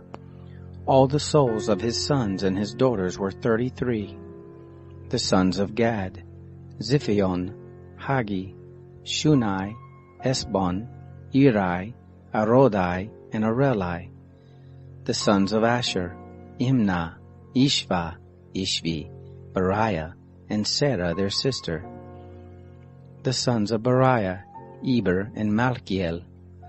These are the sons of Zilpah, whom Laban gave to Leah, his daughter, and these she bore to Jacob, even 16 souls. The sons of Rachel, Jacob's wife, Joseph and Benjamin. To Joseph in the land of Egypt were born Manasseh and Ephraim, whom Asenath, the daughter of Potipherah, priest of On, bore to him. The sons of Benjamin, Bela, Becher, Ashbel, Gera, Naaman, Ehi, Rosh, Mupim, Hupim, and Ard. These are the sons of Rachel who were born to Jacob. All the souls were 14. The son of Dan, Hushim. The sons of Naphtali, Jazil, Gunai, Jezer, and Shelim. These are the sons of Bilhah, whom Laban gave to Rachel his daughter, and these she bore to Jacob. All the souls were 7. All the souls who came with Jacob into Egypt, who were his direct descendants besides Jacob's sons' wives, all the souls were 66. The sons of Joseph, who were born to him in Egypt, were 2 souls. All the souls of the house of Jacob who came into Egypt were 70. He sent Judah before him to Joseph, to show the way before him to Goshen, and they came into the land of Goshen. Joseph made ready his chariot and went up to meet Israel his father in Goshen. He presented himself to him, and fell on his neck, and wept on his neck a good while. Israel said to Joseph, "Now let me die, since I have seen your face, that you are still alive." Joseph said to his brothers and to his father's house, "I will go up and speak with Pharaoh, and will tell him, 'My brothers and my father's house, who are in the land of Canaan, have come to me. These men are shepherds, for they have been keepers of cattle, and they have brought their flocks and their herds and all that they have. It will happen when Pharaoh summons you, and will say, What is your occupation? That you shall say, Your servants have been keepers of cattle from our youth, even until now, both we and our fathers, that you may dwell in the land of Goshen. For every shepherd is an abomination to the Egyptians." Then Joseph went in and told Pharaoh and said, "My father and my brothers, with their flocks, their herds, and all that they own, have come out of the land of Canaan, and behold, they are in the land of Goshen." From among his brothers he took 5 men and presented them to Pharaoh. Pharaoh said to his brothers, "What is your occupation?" They said to Pharaoh, "Your servants are shepherds, both we and our fathers." They said to Pharaoh, "We have come to live as foreigners in the land, for there is no pasture for your servants' flocks. For the famine is severe in the land of Canaan. Now therefore please let your servants dwell in the land of Goshen." Pharaoh spoke to Joseph, saying, "Your father and your brothers have come to you. The land of Egypt is before you. Make your father and your brothers dwell in the best of the land. Let them dwell in the land of Goshen. If you know any able men among them, then put them in charge of my cattle." Joseph brought in Jacob his father, and set him before Pharaoh. And Jacob blessed Pharaoh. Pharaoh said to Jacob, "How many are the days of the years of your life?" Jacob said to Pharaoh, "The days of the years of my pilgrimage are 130 years. Few and evil have been the days of the years of my life, and they have not attained to the days of the years of the life of my fathers in the days of their pilgrimage." Jacob blessed Pharaoh and went out from the presence of Pharaoh. Joseph placed his father and his brothers and gave them a possession in the land of Egypt, in the best of the land, in the land of Ramses, as Pharaoh had commanded. Joseph nourished his father, his brothers, and all of his father's household with bread according to their families.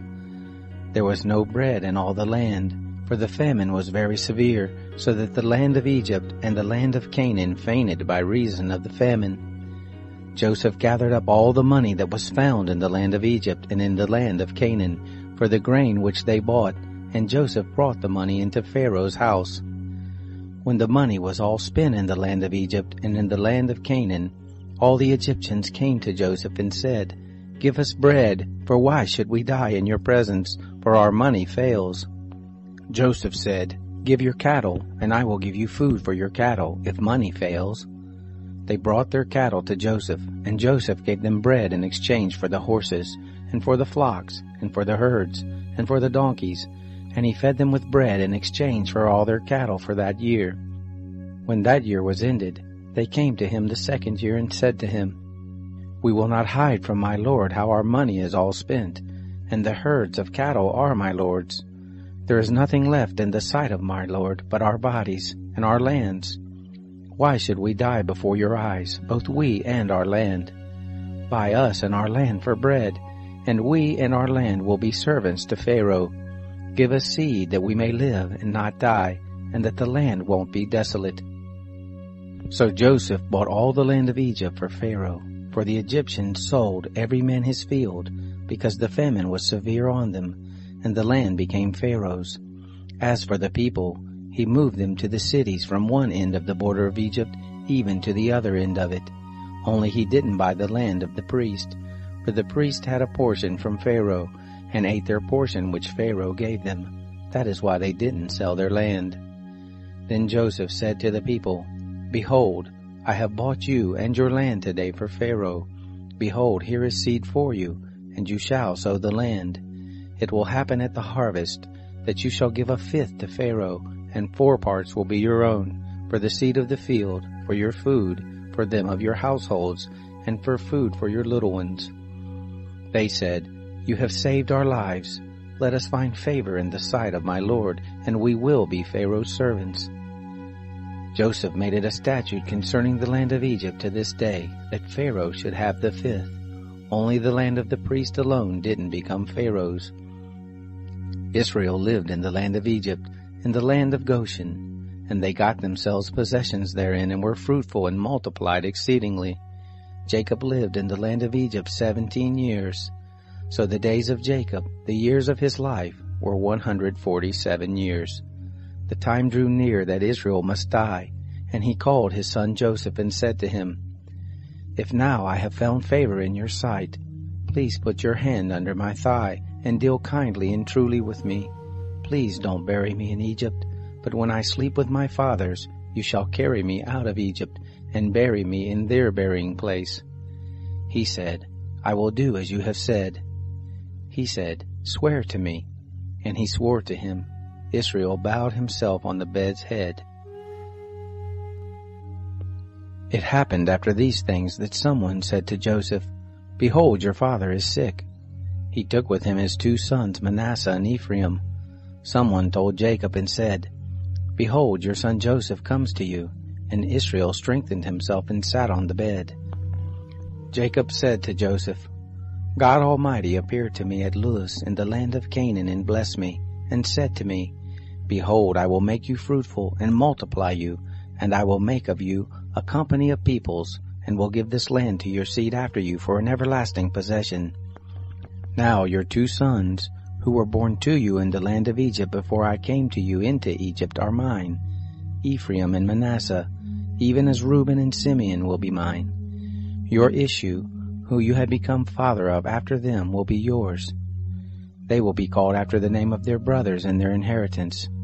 As for me, when I came from Padan, Rachel died by me in the land of Canaan in the way, when there was still some distance to come to Ephrath, and I buried her there in the way to Ephrath. The same is Bethlehem.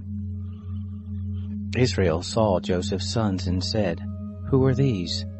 Joseph said to his father, They are my sons whom God has given me here. He said, Please bring them to me, and I will bless them. Now the eyes of Israel were dim for age, so that he couldn't see. He brought them near to him, and he kissed them and embraced them. Israel said to Joseph, I didn't think I would see your face, and behold, God has let me see your seed also. Joseph brought them out from between his knees, and he bowed himself with his face to the earth. Joseph took them both, Ephraim in his right hand toward Israel's left hand, and Manasseh in his left hand toward Israel's right hand, and brought them near to him. Israel stretched out his right hand, and laid it on Ephraim's head, who was the younger, and his left hand on Manasseh's head, guiding his hands knowingly, for Manasseh was the firstborn. He blessed Joseph and said, The God before whom my fathers Abraham and Isaac did walk, the God who has fed me all my life to this day, the angel who has redeemed me from all evil, bless the lads, and let my name be named on them, and the name of my fathers Abraham and Isaac. Let them grow into a multitude in the midst of the earth. When Joseph saw that his father laid his right hand on the head of Ephraim, it displeased him. He held up his father's hand to remove it from Ephraim's head to Manasseh's head. Joseph said to his father, Not so, my father, for this is the firstborn. Put your right hand on his head. His father refused and said, I know, my son, I know. He also will become a people, and he also will be great. However, his younger brother will be greater than he, and his seed will become a multitude of nations. He blessed them that day, saying, In you will Israel bless, saying, God make you as Ephraim and as Manasseh. He set Ephraim before Manasseh. Israel said to Joseph, Behold, I am dying, but God will be with you, and bring you again to the land of your fathers. Moreover, I have given to you one portion above your brothers, which I took out of the hand of the Amorite with my sword and with my bow. Jacob called to his sons and said, Gather yourselves together, that I may tell you that which will happen to you in the days to come. Assemble yourselves and hear, you sons of Jacob. Listen to Israel your father.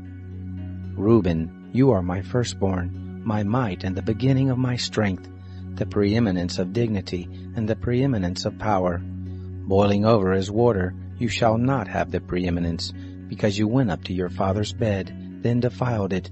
He went up to my couch. Simeon and Levi are brothers. Weapons of violence are their swords.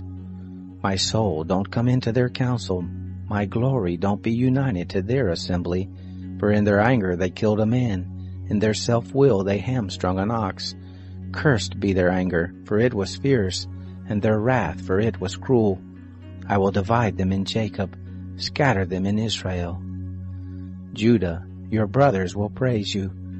Your hand will be on the neck of your enemies. Your father's sons will bow down before you. Judah is a lion's cub. From the prey, my son, you have gone up. He stooped down, he crouched as a lion, as a lioness. Who will rouse him up? The scepter will not depart from Judah, nor the ruler's staff from between his feet, until he comes to whom it belongs. To him will the obedience of the peoples be, binding his foal to the vine, his donkey's colt to the choice vine. He has washed his garments in wine, his robes in the blood of grapes. His eyes will be red with wine, his teeth white with milk. Zebulun will dwell at the haven of the sea. He will be for a haven of ships. His border will be on Sidon. Issachar is a strong donkey, lying down between the saddlebags. He saw a resting place that it was good, the land that it was pleasant. He bows his shoulder to the burden, and becomes a servant doing forced labor. Dan will judge his people, as one of the tribes of Israel. Dan will be a serpent in the way, an adder in the path, that bites the horse's heels, so that his rider falls backward. I have waited for your salvation, Lord. Gad, a troop will press on him, but he will press on their heel. Out of Asher his bread will be fat. He will yield royal dainties. Naphtali is a doe set free, who bears beautiful fawns. Joseph is a fruitful vine by a spring. His branches run over the wall. The archers have sorely grieved him, shot at him and persecute him. But his bow abode in strength. The arms of his hands were made strong by the hands of the mighty one of Jacob. From there is the shepherd, the stone of Israel. Even by the God of your father who will help you, by the Almighty who will bless you with the blessings of heaven above, blessings of the deep that lies below, blessings of the breast and of the womb. The blessings of your father have prevailed above the blessings of the ancient mountains, above the bounty of the age-old hills. They will be on the head of Joseph, on the crown of the head of him who is separated from his brothers. Benjamin is a ravenous wolf. In the morning he will devour the prey. At evening he will divide the spoil. All these are the 12 tribes of Israel, and this is what their father spoke to them and blessed them. He blessed everyone according to his blessing. He charged them and said to them, I am to be gathered to my people. Bury me with my fathers in the cave that is in the field of Ephron the Hittite, in the cave that is in the field of Machpelah, which is before Mamre in the land of Canaan, which Abraham bought with the field from Ephron the Hittite as a burial place. There they buried Abraham and Sarah his wife. There they buried Isaac and Rebekah his wife.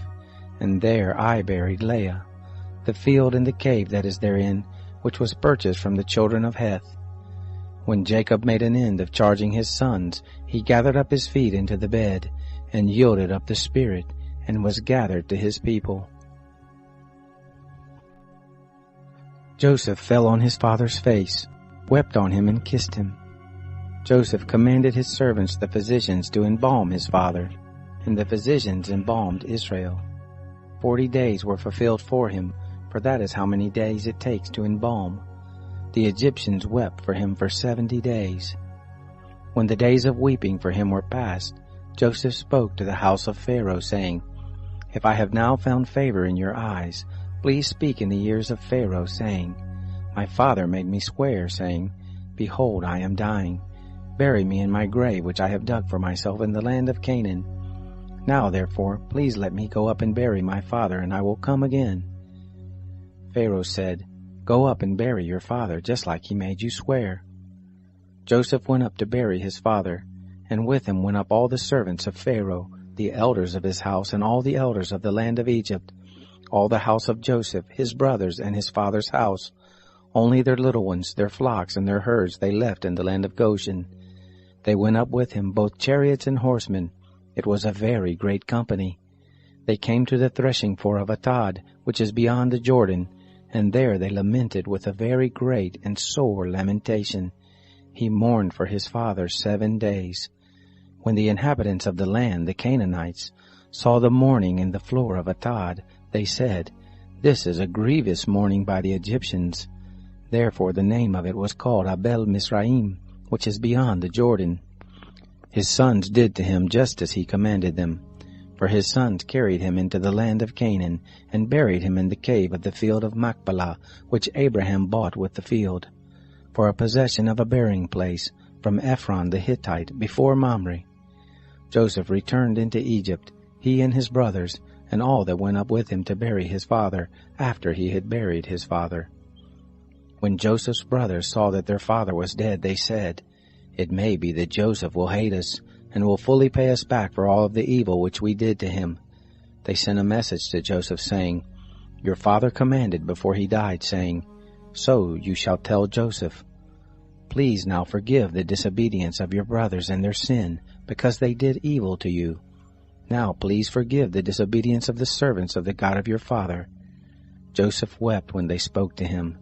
His brothers also went and fell down before his face, and they said, Behold, we are your servants. Joseph said to them, Don't be afraid, for am I in the place of God? As for you, you meant evil against me, but God meant it for good, to bring to pass as it is this day, to save many people alive. Now therefore don't be afraid. I will nourish you and your little ones. He comforted them and spoke kindly to them. Joseph lived in Egypt, he and his father's house. Joseph lived 110 years. Joseph saw Ephraim's children to the 3rd generation. The children also of Machir, the son of Manasseh, were born on Joseph's knees. Joseph said to his brothers, I am dying, but God will surely visit you, and bring you up out of this land to the land which he swore to Abraham, to Isaac, and to Jacob. Joseph took an oath of the children of Israel, saying, God will surely visit you, and you shall carry up my bones from here. So Joseph died, being 110 years old, and they embalmed him, and he was put in a coffin in Egypt.